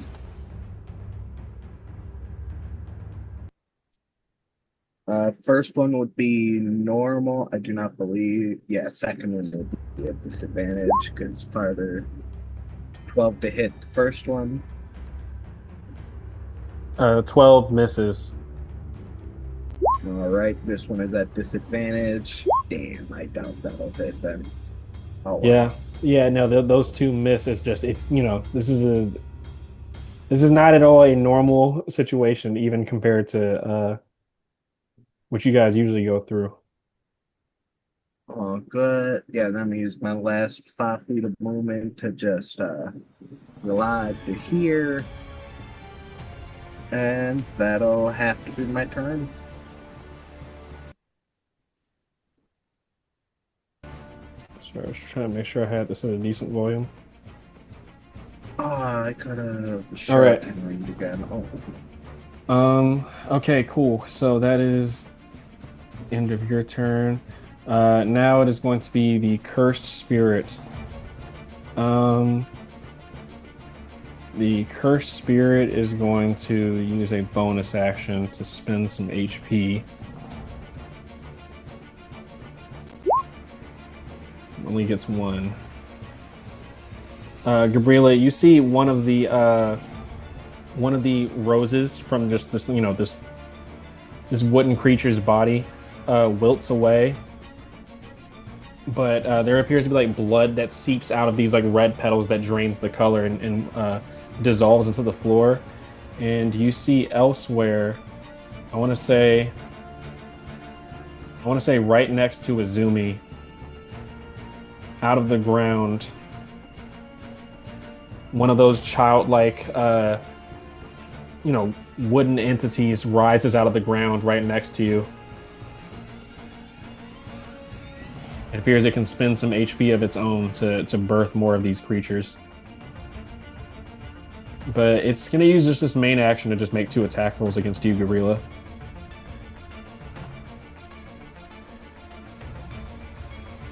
Okay. It's going to just make 2 attack rolls towards you as an action. It was its bonus action to create another one of these entities. So that's 2d20 plus 7.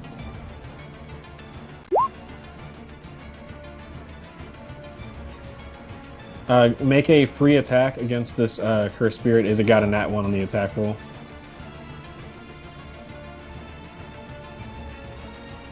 It's a little bit of a swingy of a mechanic, but I wanted to nat 20. Fuck Okay. yeah!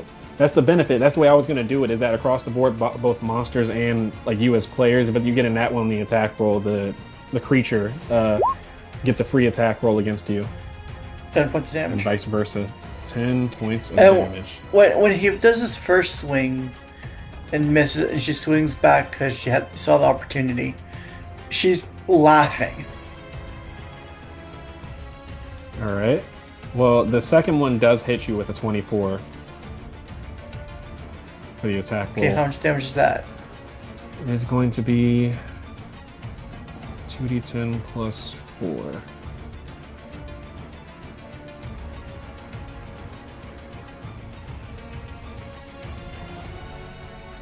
Let me just read it again just to make sure I'm not.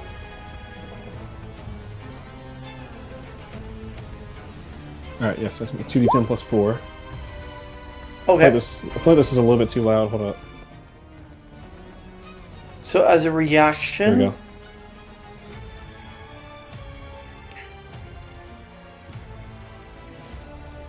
I'm just reading the spell, just reading it to make sure it does what I think it does.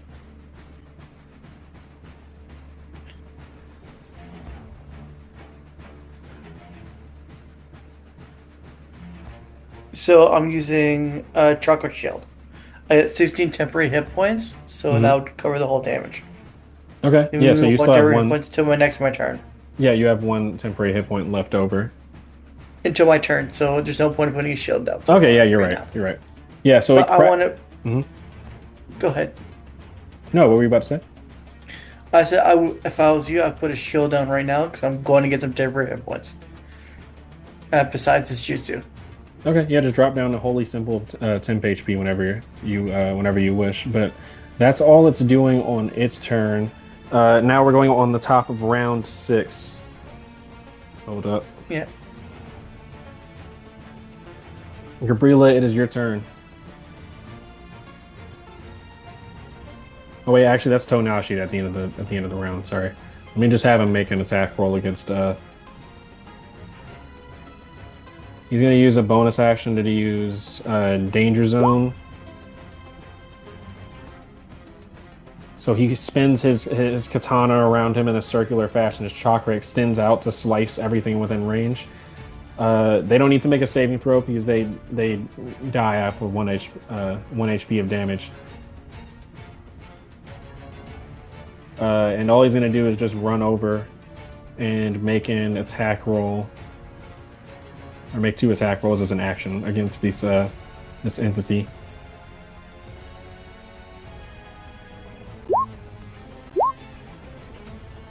Yep, both of those hit. So, yeah, he spins his katana around, slices through the 2 cursed spirits next to him, and runs over and slashes to end the cursed spirit in front of you, Izumi. No. Good blood work. Wait, actually, no, he doesn't on the second one because you need to. I forgot. It needs to be chakra enhanced to like permanently put a cursed spirit down.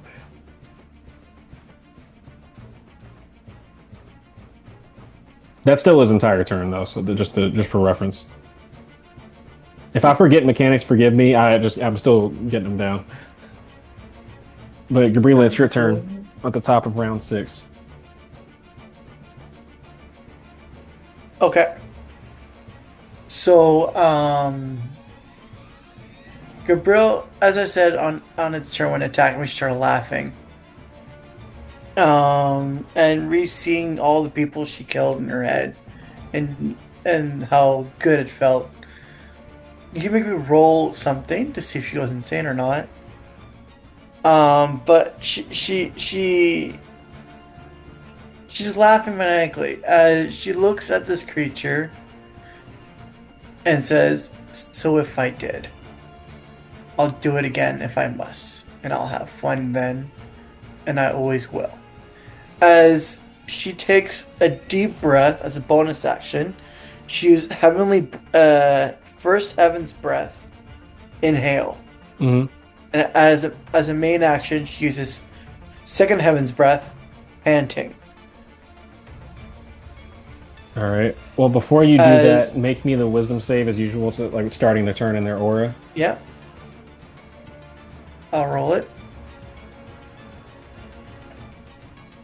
And I'll use a will of fire Okay. to give myself advantage.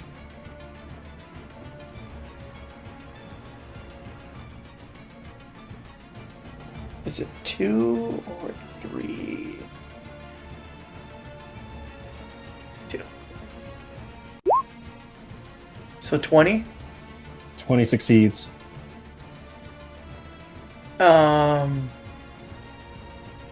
And so that's her bonus action, main action. And now she's looking at this creature. With, it was before it was intent to protect the others. Now it's intent to kill. Mm-hmm. And that is her turn. So she dropped her 2 first juices to do this. So her speed's only increased by 10 now. But for 4 times a turn, she may add 1d8 to Taijutsu's attacks. For up to 4 times. So she has 4 stack of those per round. And she has 10 temporary hit points. Okay. Well, as this, like, the chakra wells through your body as you get ready to attack, as you say the whole thing, like, so what if I did, I enjoyed it, like, I would do it again, that sort of thing. The babbling voices, the cacophony of voices speaking across its body, all speak in unison for the first time, as it's like, it'd be something along the lines of, like, there she is, or, like, we know. But that is Suhie still going. Uzi, it's your turn.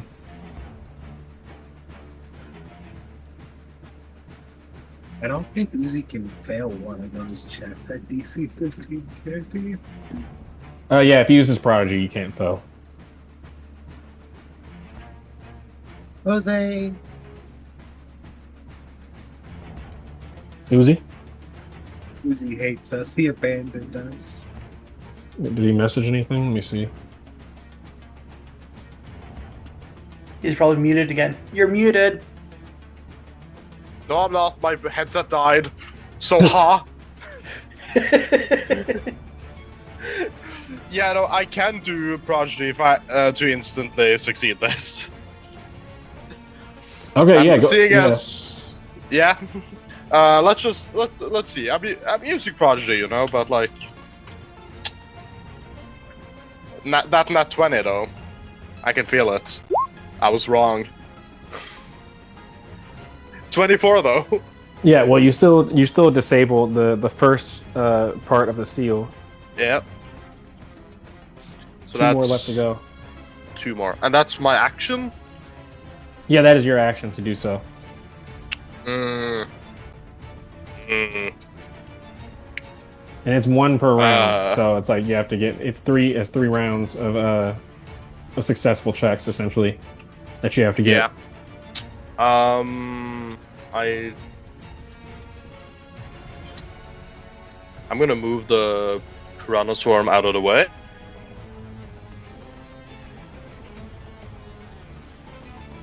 All right. Where are you moving the Piranha Swarm at?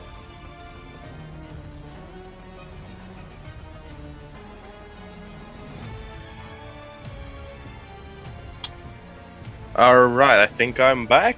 My internet decided to have a spike. Yeah, you're all good. I'm moving the Piranha Swarm over, and then I'm gonna now I'm gonna yell at Hatasha as a free action or object interaction.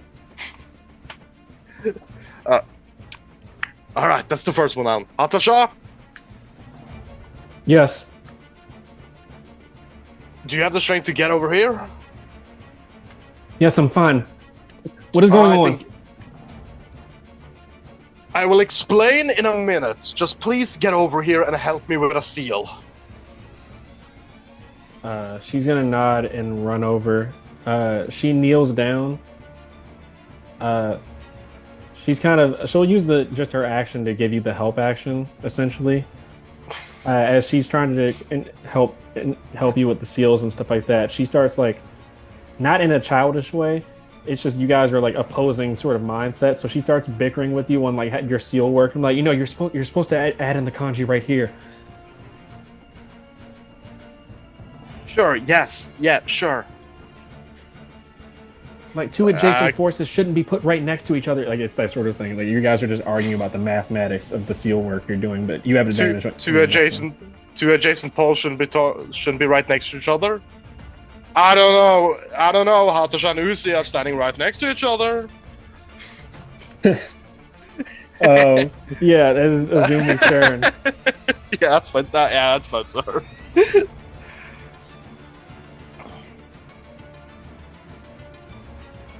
Izumi. Zoomers, Oh, what are it's you my doing? turn? Yeah. Yay! I summon.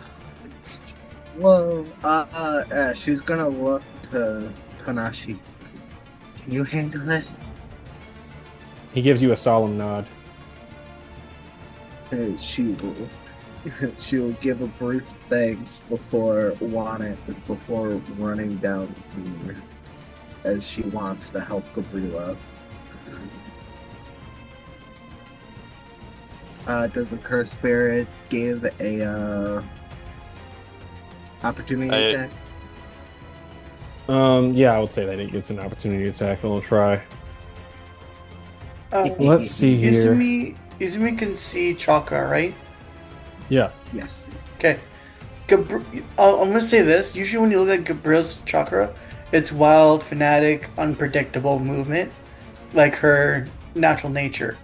Right now, it's very calm and calculative. Like you can sense, it's not Gabriel that you know. That's currently in front of you.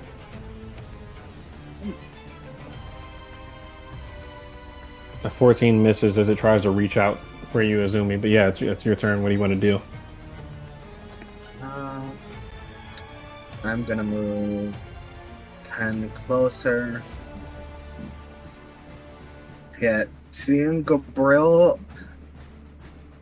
notable, but both her mind is cluttered as well as the semi-panic, bonus action, fucking primary targeting this guy. Tell me one immunity he has, please.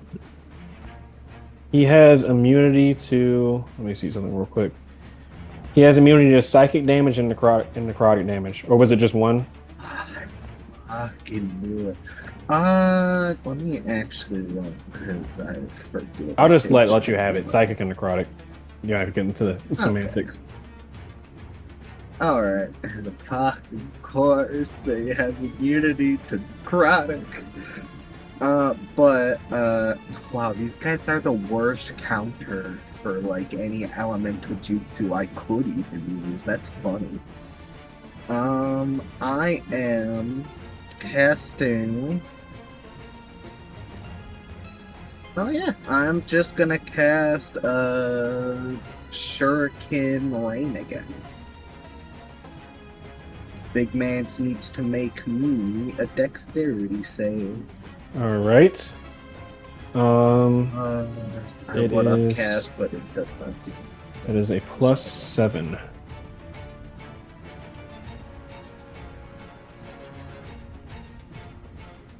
Are you within 15 feet of Gabriel? No. No? Okay. I'm about 25 from you, 30 from them.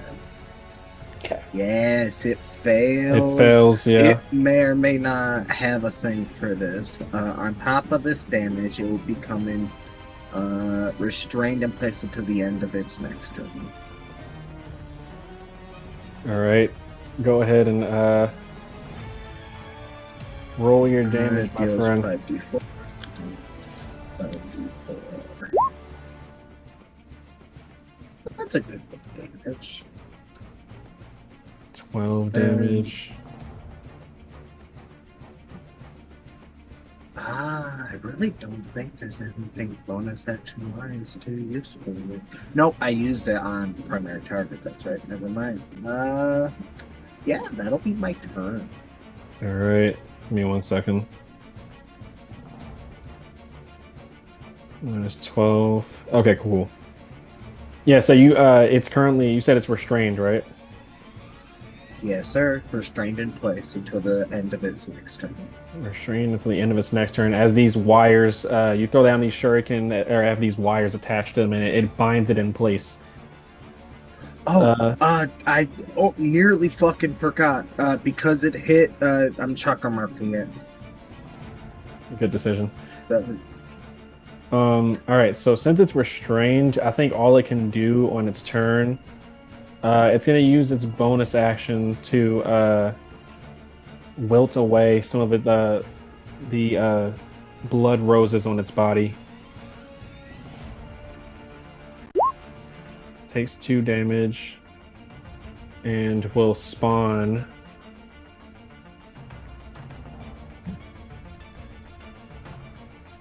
two of these cursed spirits as these childlike wooden entities crawl out of the ground right next to you, Gabriela, and also Izumi. Its main action, all it's going to do is try to make 2 attack rolls towards Gabriela, but that's with disadvantage. So I'm just going to use the 2 lowest rolls here for a 40-20. A 14 and then a 20. I believe that, yeah, the 20 hits, so... Yeah. 2d10 plus... the curse. Who is attacking? The cursed spirit, the large cursed spirit. I'm using my reaction to use Hunter Exploit Hinder on it. Okay. My sleight of hand versus his con. His constitution? Like a constitution save? I believe so. Verify. Blah blah blah. Make a sleight of hand check contested by Constitution saving throw. Yes. All right. But what?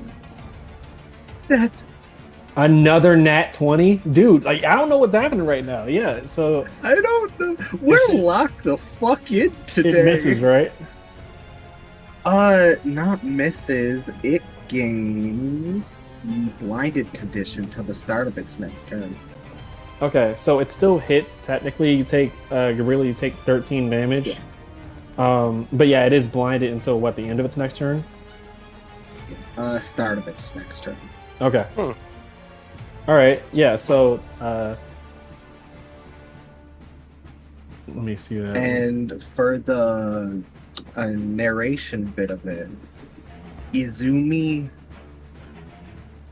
as she sees it about to strike, she flexes her chakra, and for the briefest moment, the aura around her glows brighter and brighter till Okay. I'm gonna say demonic aura. Demonic aura becomes very briefly overwhelming, almost like a snap before returning to what it was. All right. I know it's getting later, so I'm gonna add a little addendum here just for the sake of like pacing's sake. It's not like this is the final boss of the entire campaign. Uzi, if you succeed on your next one, then that will end the interaction. I kind of want to. I want to reward how many nat 20s you guys have been getting. So I just feel like it makes sense with. Just roll it. Well, yeah, we're gonna see real quick. Oh yeah. It's still. I'm probably gonna still wait till it comes up to your next turn. Yeah, no But, worries. yeah. I'm just saying that out loud. All right. Well, yeah, you flash the light into this giant cursed spirit's eyes. It still hits Gabriela, but is swaying and stuff as it's restrained by the wire. Its smaller cursed spirits are going to try to. They're just going to use their action to crawl onto you, Gabriela, and Azumi, and then also Tonashi. So I'm going to need charisma saves from all of you.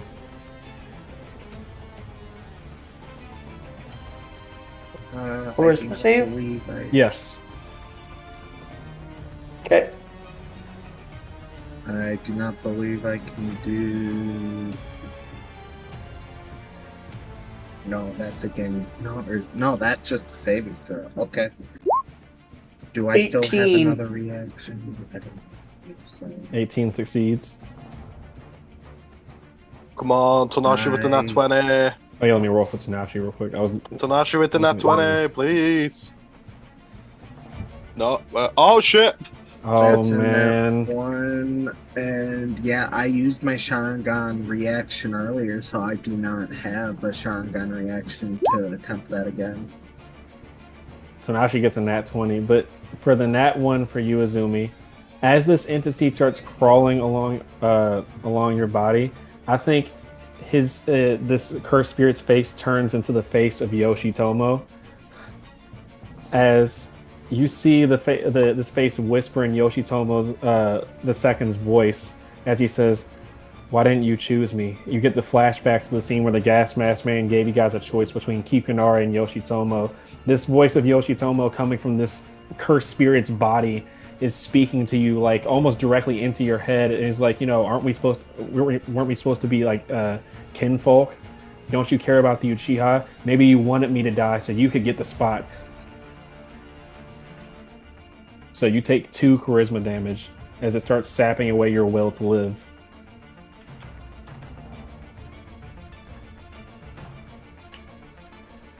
Yeah, I'm gonna just do an additional just wisdom save for her real quick, as yeah, that's that. Yeah. Narratively speaking, yeah. Okay, go on. Yeah, whatever sort of reaction Izumi is having, this cursed spirit is feeding off of it, so it starts chuckling in this childlike voice and this demented perversion of Yoshitomo's voice as it keeps yelling with its distorted voices. It's like, you killed me, that sort of thing. And Tonashi, I'm just gonna have him use probably Danger Zone once again to eliminate this cursed spirit.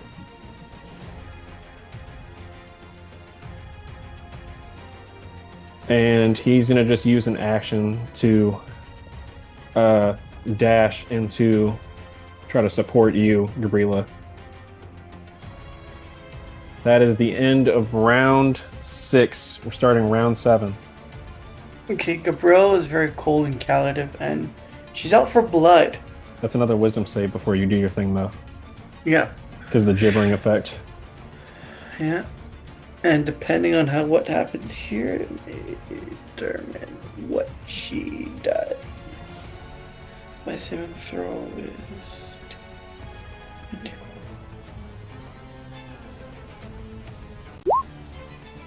4. 6. All right, a 6. Let me see. Roll me a d8.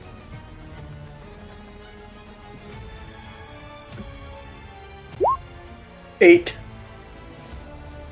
An 8. Oh, wow. All right. Yeah, this is... It might make sense because I feel like I understand the vibe that you're trying to go for with Gabriela, but let me see real quick. You're either going to attack... You're either going to attack the cursed spirit attached to you, or I guess it would either be the giant one, the one attached to you, or Tonashi. So I'm going to roll a d4. 1 is Tonashi. 2, I'll say, is the cursed spirit attached to you, and then 3 and 4 is the large cursed spirit. All right, so yeah, you're still focused on this this giant cursed spirit. You can do your thing. I will point out, because it is blinded, you have advantage on the strike, so if you would normally have disadvantage, it neutrals. Yep. Damn. I was hoping I was going to attack an ally. Okay, I guess I'll do this combo on him then.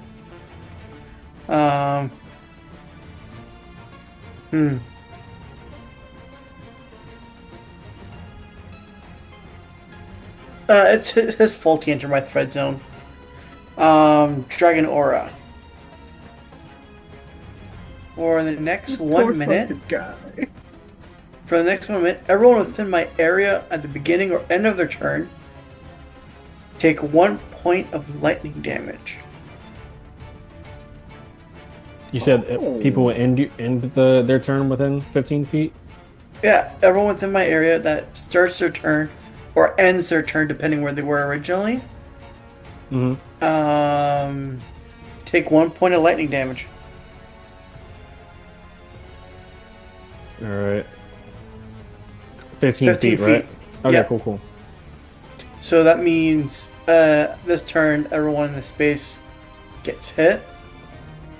For one, including the little bugger on me.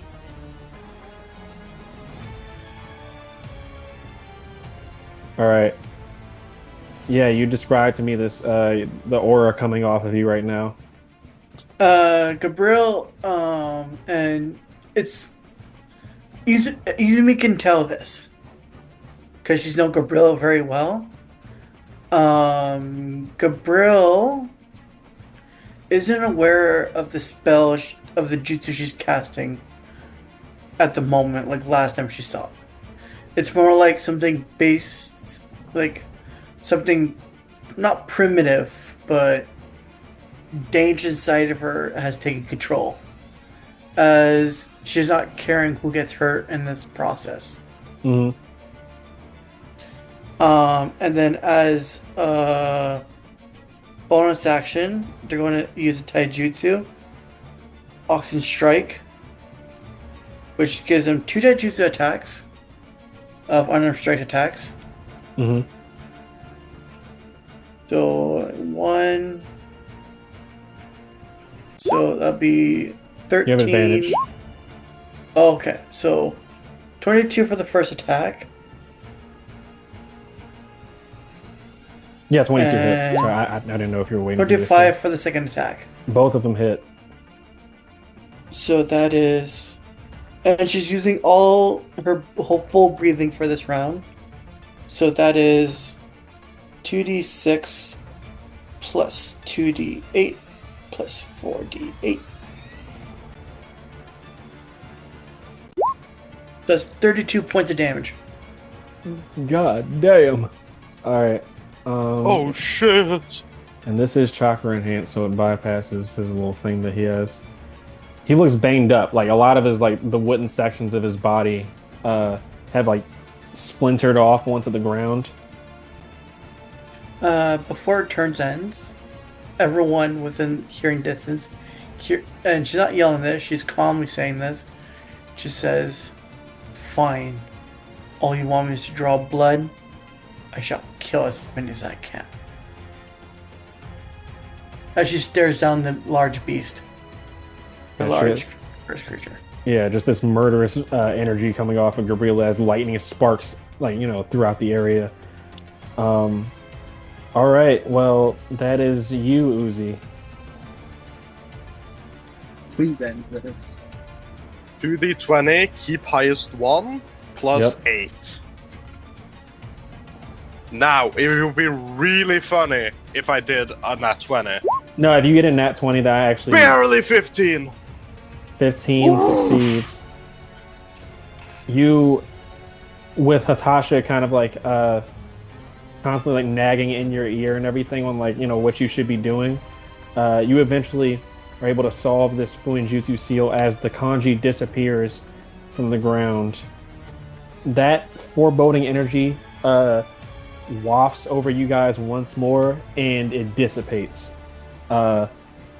Gabriela, the cursed spirit standing before you, almost starts to dissolve into the ground. Like it appears to wilt, as if flowers are the flowers on its body are dying. But a pool of blood forms around the wooden pile that it crumbles into and everything. And you see a wide, jagged smile in the reflection of the puddle before it disappears. Same thing with you, Izumi. This face of Yoshitomo smiles with this ear-to-ear, jagged smile before it wilts away into decaying wood on the ground.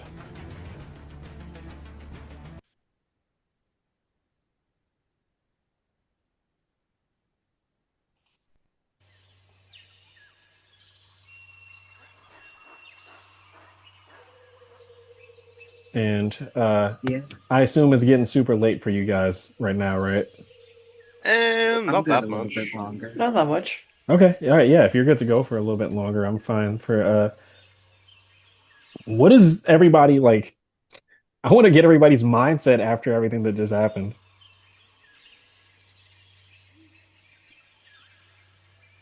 Question is, does anyone touch Gabriel while she's in a state like this? The f- Uh, that is a good question.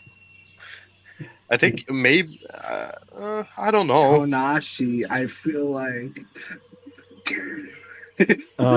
Yeah, I'm about to have him say some stuff, but I always try to go player reactions first. Don't move your tokens, by the way, Yeah. yet, because I'm about to add you back onto the regular map. Lucky All man are right. just sleeping through all of this. Yeah, I guess I'll explain Uzis, Jesus, not Uzis. Yes, explain me, please. Izumi, she is trembling. The first anger to wanting bloodshed, then followed by voices and the memories of what happened in the park. And even mainly with the last bit of seeing Yoshitomo's face,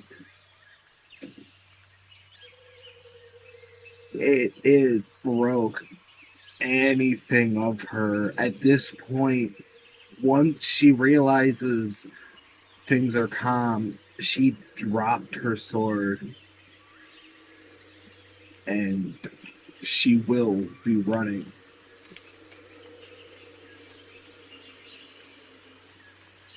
All right. I Yeah, think so that's where she's at. particularly the two people that experience the most mental anguish, Azumi and Gabriela, I'm going to ask for a mental resilience saving throw just for reference of like how you're currently feeling. For the record, after you do that, then you can add 1d4 to your mental resilience score since you did do some like therapeutic sort of like connecting with people like Azumi's mom and all that sort of stuff. Oh, So that's just for I have reference. 20 Yeah. mental resilience Before now. I tell you how, yeah, before I tell you how much your mental resilience gets lowered by, I'm gonna let you add some back. You want me to re-roll then, or do you want me just to add the No, you're fine. You're big fine. method? Okay, So what did you get? because An that would just 18? be a dirty 20. You got an 18, which passes. Gabriela, what's your modifier for your mental resilience score? It's a 10 right now. If I add this, it's a +1. Okay, yeah, so it still fails either way. So mark your current scores, and I'm about to roll 1d4, so that's how much you're lowering it by.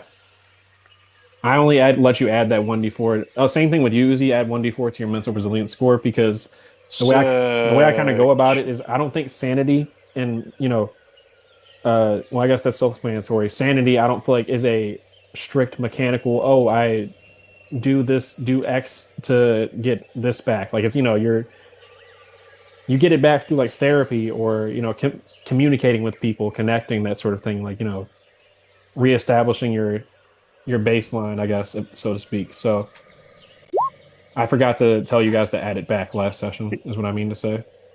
I have a +1 now.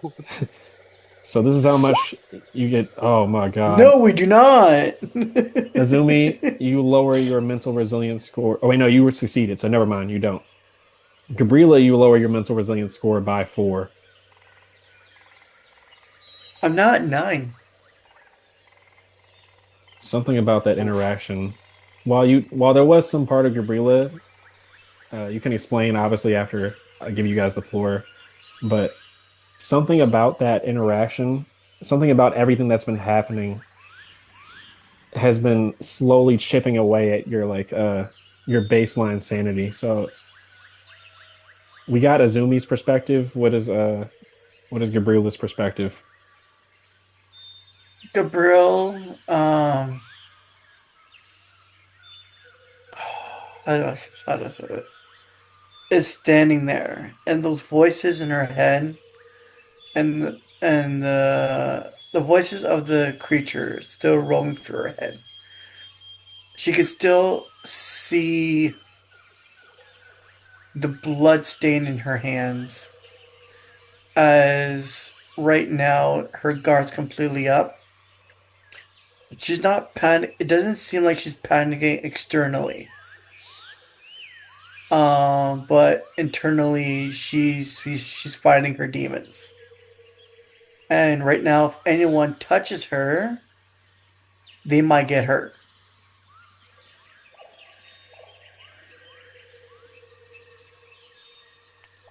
Is pretty much it. Um, She's still in attack mode right now, pretty much. yeah, so now she is backing up, kind of, with like a concerned expression on his face, and he looks at. You said Azumi was on the ground, right? She is trembling. She dropped her sword, and it looks like she is about to just run. Oh, what, run away? Yes. Um, I think seeing you're not overtly hostile, he's gonna go down and try to like kneel down and I don't think he knows what to say, so he just kind of kneels down and will put a hand on your shoulder just to let you know like he's there, that sort of thing.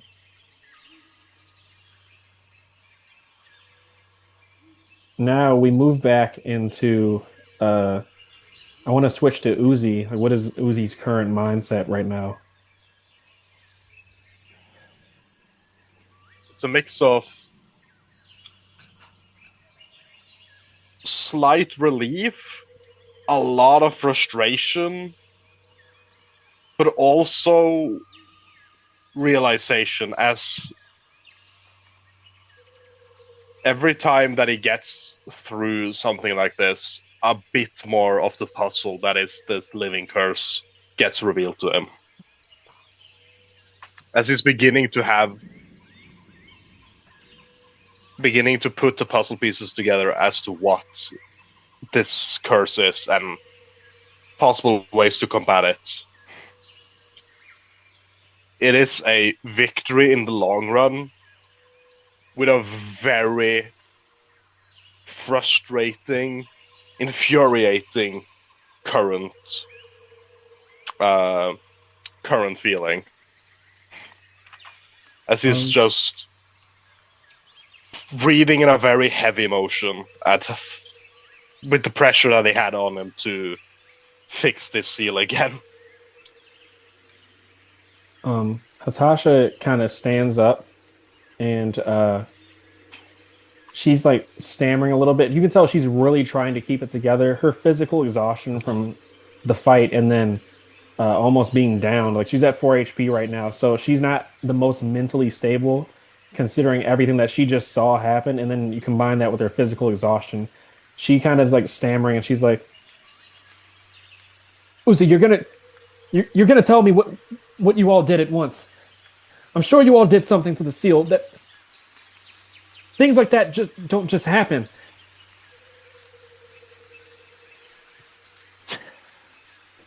He's sitting down, head like completely looking downwards as he just flicks his hand at Hatasha, hoping that healing waters will help her calm the fuck down after this. Like, I just fixed this, give me a fucking minute.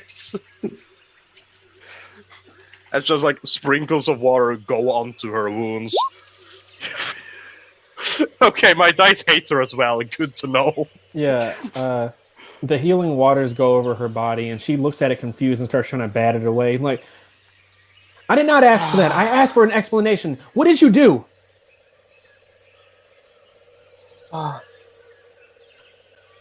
Someone like I did nothing with that seal. I got us out of that situation, not into it. I find that hard to believe. You all failed your academy exams last year, and ever since you guys have been coming around to the classroom, strange things keep happening.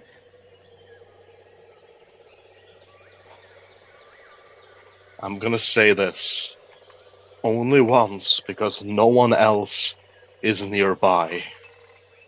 Hopefully to get you to calm down a bit. When I took the exam last year, I did not fail by mistake. If I had tried, I would have succeeded. but I didn't. Okay? Now calm down, take a minute, and please check on Wakinama. I think seeing that. Sorry, go ahead. Need a moment. She looks at you and sees she sees you're being completely truthful, and a look of just like pure confusion goes over her face, but it's enough confusion to like bewilder her enough to stop being angry for the moment, and she will kind of stomp over uh, and kneel down to Wakimana, check his pulse to make sure he's still okay and all that sort of stuff. But that's all that's happening for that. I think eventually, with the exception of Gabriela, I think a couple minutes goes by. Azumi, you're like still crying, all that sort of stuff. You see Sugie and uh, Nobisu return, and slumped over Nobisu's back is the Chunin that was supposed to be supervising you guys. He's not dead, but you can see he's unconscious as she drops him on the ground. She's like exhausted from like carrying for that long. Mm. She says, "We found him and he was unconscious. I don't know what happened. By the way, what was the deal with that? The lake turned all red and everything, and there were those weird things." It's. She takes a moment to just breathe. Still very much shaken, but able to control herself for the moment. It's a situation that's been happening. I truthfully can't really explain it. Call it the will of the supernatural, if that's something you choose to believe. For right now, we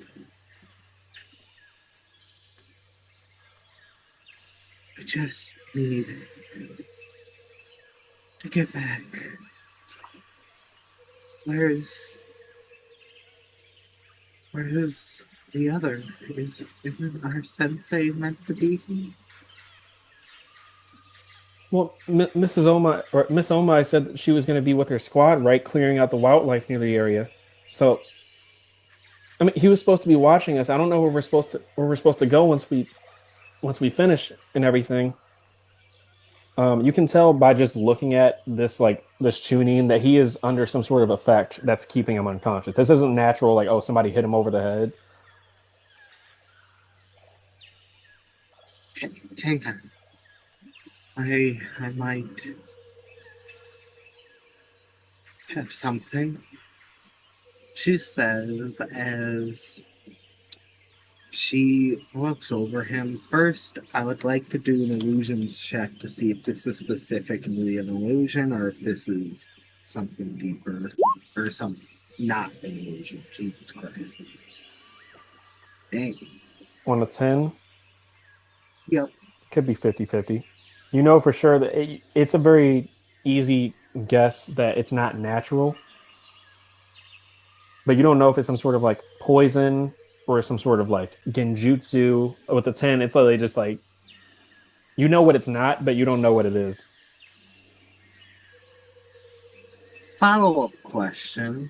Hey, S.O.C.K. So you know how Izumi for a while would have had people on boot tailing her to just make sure, she never was in too bad of a spot.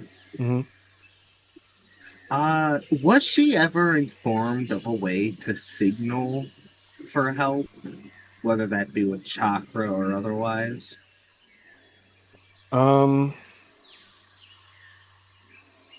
Not specifically. It's not like you have like an Ombu detail on you 24/7, like at all times, because Motani, obviously there's like the sensitive situation with your mother. So he doesn't really want potentially any like, leaks, that sort of thing, to be observing your house or something like that. So I wouldn't say they're That like is within fair. like calling distance. You know what I mean? If you were like near the Hokage's residence, then yeah, he would probably have them instruct them like if you're close enough, then trail her. But once she starts getting near her house, there's like strict orders to not trail her, that sort of thing. Okay, let's return to the village. Find anyone. Just safety is first priority. Then we Um, can worry about relaxing. Uzi, you eventually make your way out of the building. Hatasha has Wakimana like slumped over her. One arm like of Wakimana's like limp body slumped over her shoulder. She's like trying to march out, but she's low health, so she's very tired as she's like dragging him. If if he sees that she's very tired and not really in a place to carry, well, let's healing waters, Wakimana, All right. healing the world 2d8 at a time. Two is enough to at least keep him conscious, but he is still wounded. Oof.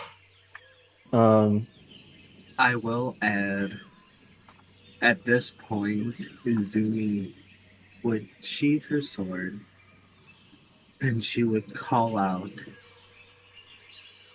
Nobisu, Taisuke, Gabriela. And she's just looking to them to just make sure, everyone they're listening. These two, I'm sure, are, but more still Gabriela, I say it for. Gabriel's unresponsive at the moment. Yeah, they're just pushing herself up. Yeah, she does not care. Is the field still up? Has it been over a minute? yeah, it's been over a minute by now. Okay, then Juicy would have ended by now. Right, yeah. Izumi's gonna walk up. First, Gabriela. It's over. As she will try to gently lay a hand on her shoulder.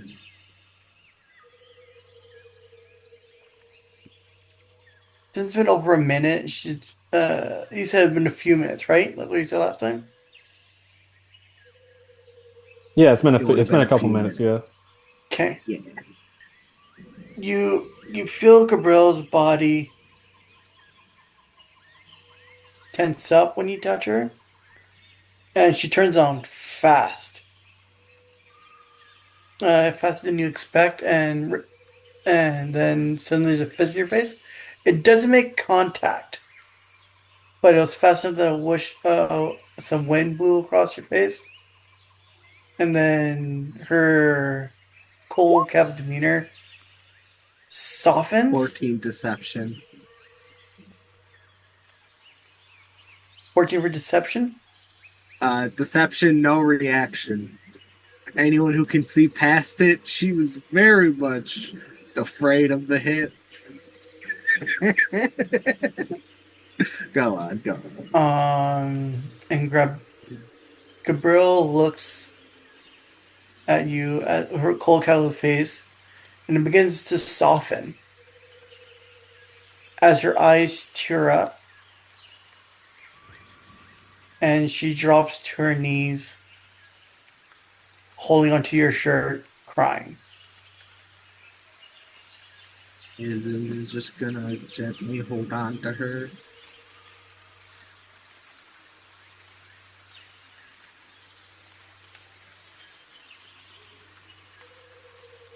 Uh, you can't make up what she's saying.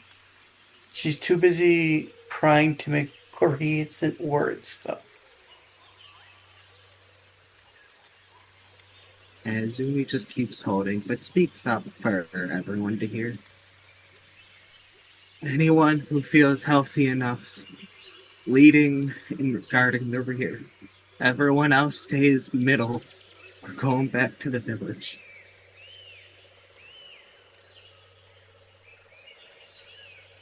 We should be Alright, safe. that's fine.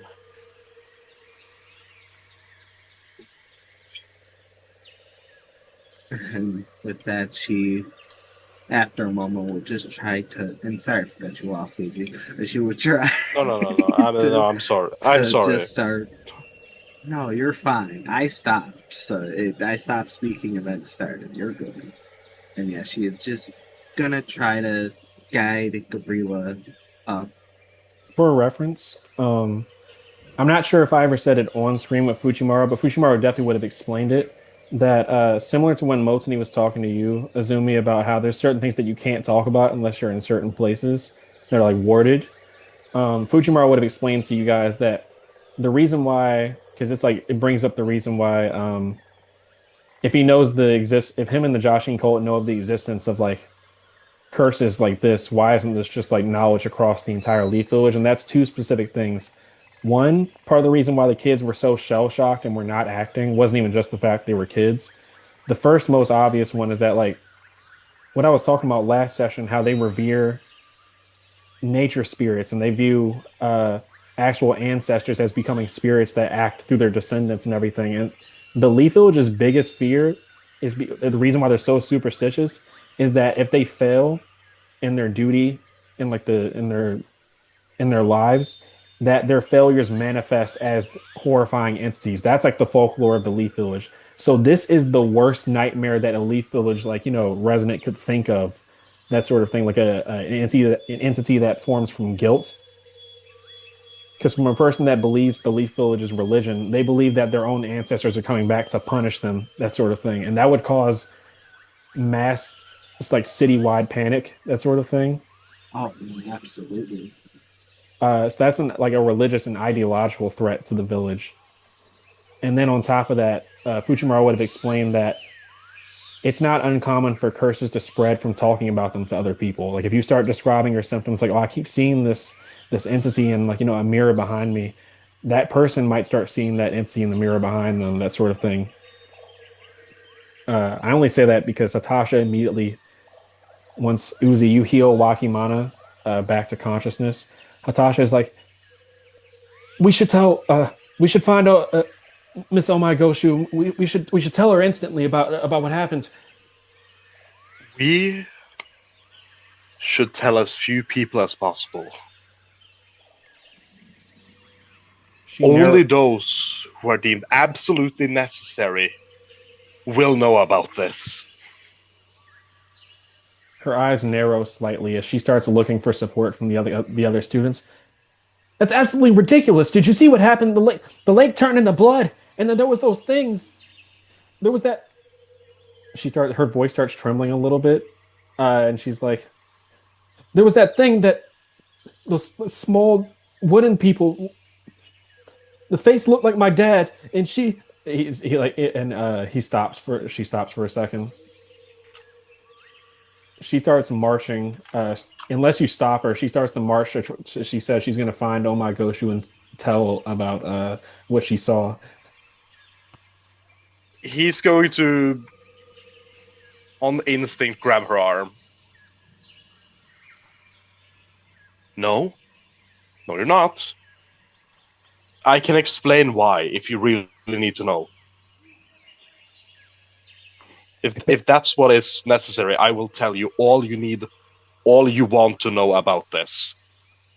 It better be a pretty good explanation.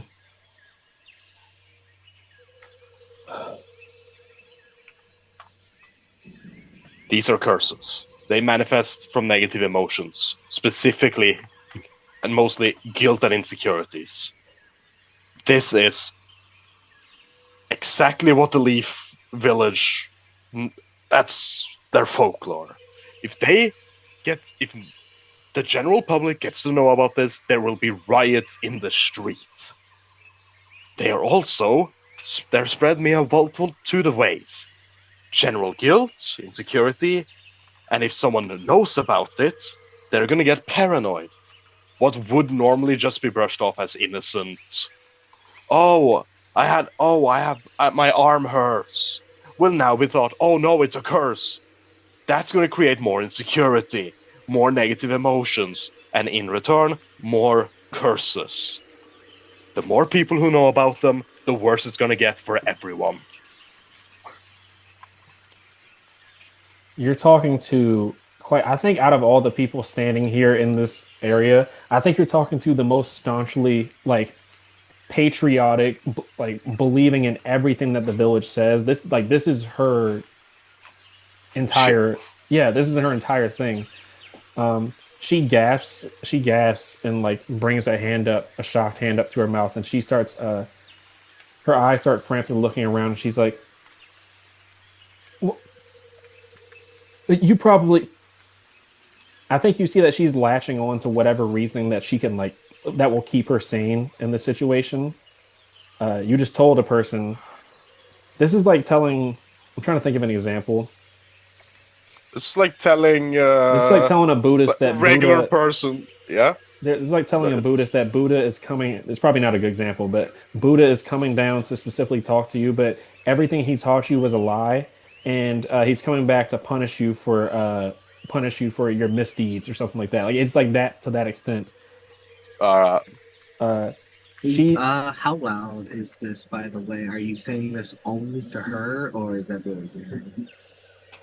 he would take Hatasha to the side to try and mitigate who knows about this. Because this is really something that he does not want anyone to know. But he realizes that either he gives up some information, or she's gonna go tell everyone. Then, as you would talk to her, Izumi would try to guide Gabriela just to the group, and she will give a different version of what is happening because she doesn't understand the full thing and has a very different opinion about it.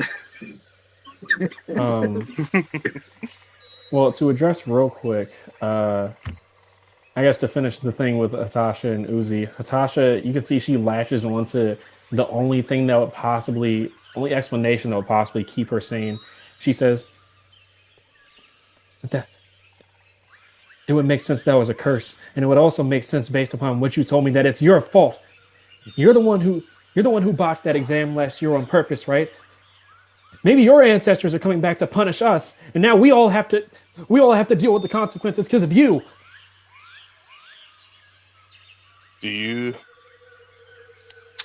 Do you honestly believe that to be the truth? It has to be the truth. Things like that don't happen unless the present fails to live up to the success of the past. And if you failed the academy exam on purpose, that shows you take this less seriously than anyone here. I have a mission that I need to fulfill, and that's why I failed it on purpose. I had to. I did not get a choice in the matter.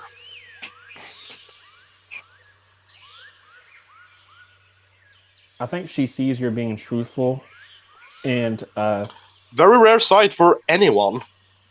Seeing Uzi speaking truths. I think she's too confused to act right now. I think she just kind of like silently stands against. She leans against a wall of the ruined sort of like structure and slowly slides down to like sit down. And she just looks at the water blankly. Yeah, also, I just want to say, I didn't know about anything of this fucking mission, and now I am beyond curious of every time that it's been brought up. And oh my god. I've been trying wanna to stay say put. as little as possible about it. No, that's valid as But fuck. but there you are keep doing moments. you, fam. There are moments where I need to say it, and unfortunately, Yeah, no, it made you and sense. Gabriella are in the call. While I She have was about do to it. spill the beans on the whole thing. So to explain before I start wrapping up the session and all that, I didn't know I didn't know who was still going to be conscious by the time the curse like spirits started appearing and everything. I've just been So healing everybody. this entire thing was going to be very different depending upon who wasn't or was around, and everybody happened to be around for this specific point. So it's very interesting. Um, I'm going to have Wakimon roll real quick as he, uh, Didn't see shit. upon, yeah, he's so confused that I think that he just sees that this isn't really the time to ask questions. It doesn't seem like everybody's the most mentally stable right now. So he's a little bit more Eh, he's a little bit better of a leadership sort of sense, that sort of thing. So he tries to keep a cool head to help everybody else keep a cool head. But you can definitely tell he's like obviously bewildered. He's gonna kneel then I down. will. Sorry. No, you go. You go. Yeah, I was about to give you the floor. I was just gonna tell you, I don't know how Azumi and Gabriela react to this information, but yep, that for sure is enough with the dirty 20. He kneels down upon you, saying that, you couldn't figure out what was going on with the unconscious tuning. You see his face flash with recognition as he says, "This is somebody. I don't know if it was." He starts getting defensive because he doesn't want to indict his own clan, but he says either somebody that knows Yamanaka Genjutsu or Yamanaka put this Chunin unconscious. Please, calm down. None of us would do this. I promise. I wouldn't. No, you're fine. Uh, I don't know the full story. And I don't know the full case of what, why. I do know this. There is something happening that's truthfully above our pay grade. By chance, we've learned, and now there seems to be some type of target. I don't know why, I don't know who. We already experienced something before, and then again, and now this. Whatever is happening is something that only certain people is aware of and are working to fix. For right now, no one here is in blame. I have talked to too many people, seen too much to know that whatever is happening, why this is happening, is beyond any of us to know or to judge.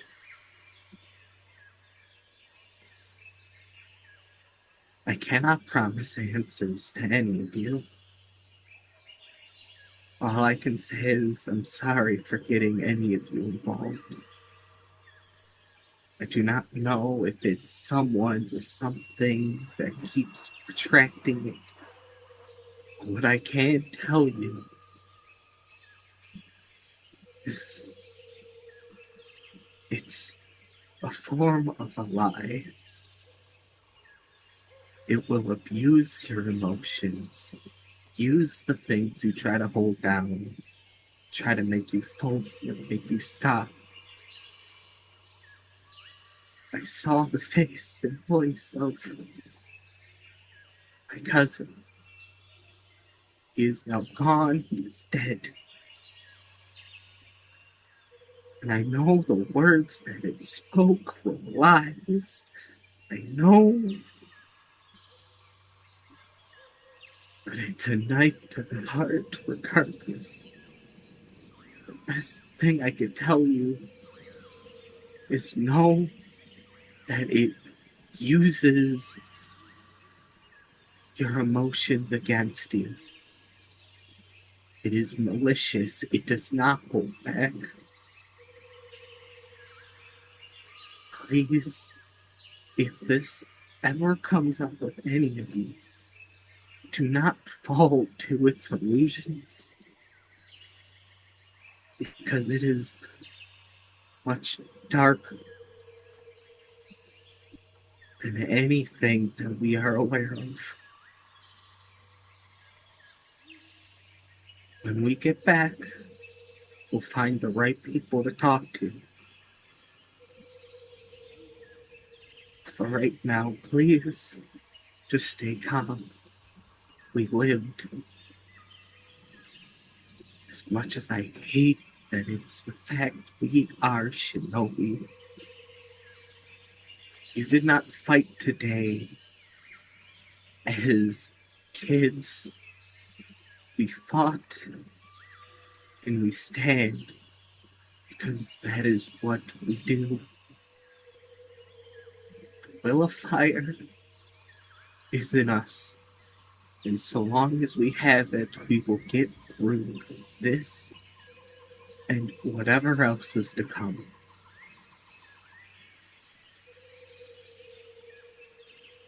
I think that is a perfect point to end off where we are in this area. But as we wrap up the session, I want to pull the camera, have it take this over top view of all of you standing. Eventually, it starts rising to the point where you get small on the camera like ants. And the camera rushes over top of the leaf village. We see those colorful, vibrant roofs that are reflecting the sunlight and all these different colors and stuff just wafting across the screen. And it settles over top of Great Kai Academy before lowering. We get multiple shots of Daisuke, the head janitor, another shot of Ren Takahiro, and they both are looking into a liquid surface. I'll say Daisuke is looking into like the mop bucket, you know, the thing where you put the mop into like to like cover it in like the cleaning liquid and everything. Um, Daisuke is looking into that bucket, and then Ren Takahiro is in his office looking at a coffee cup. They're both looking at the surface, like the reflection of the liquid, and we kind of see a little time lapse of them watching the students fight these cursed spirits in the forest of death, before eventually it gets snuffed out once Uzi is the last person seen, uh, disabling the seal, and both of them smile that crooked ear to ear smile, and something lurking beneath the school smiles as well. And that's where we'll end the session.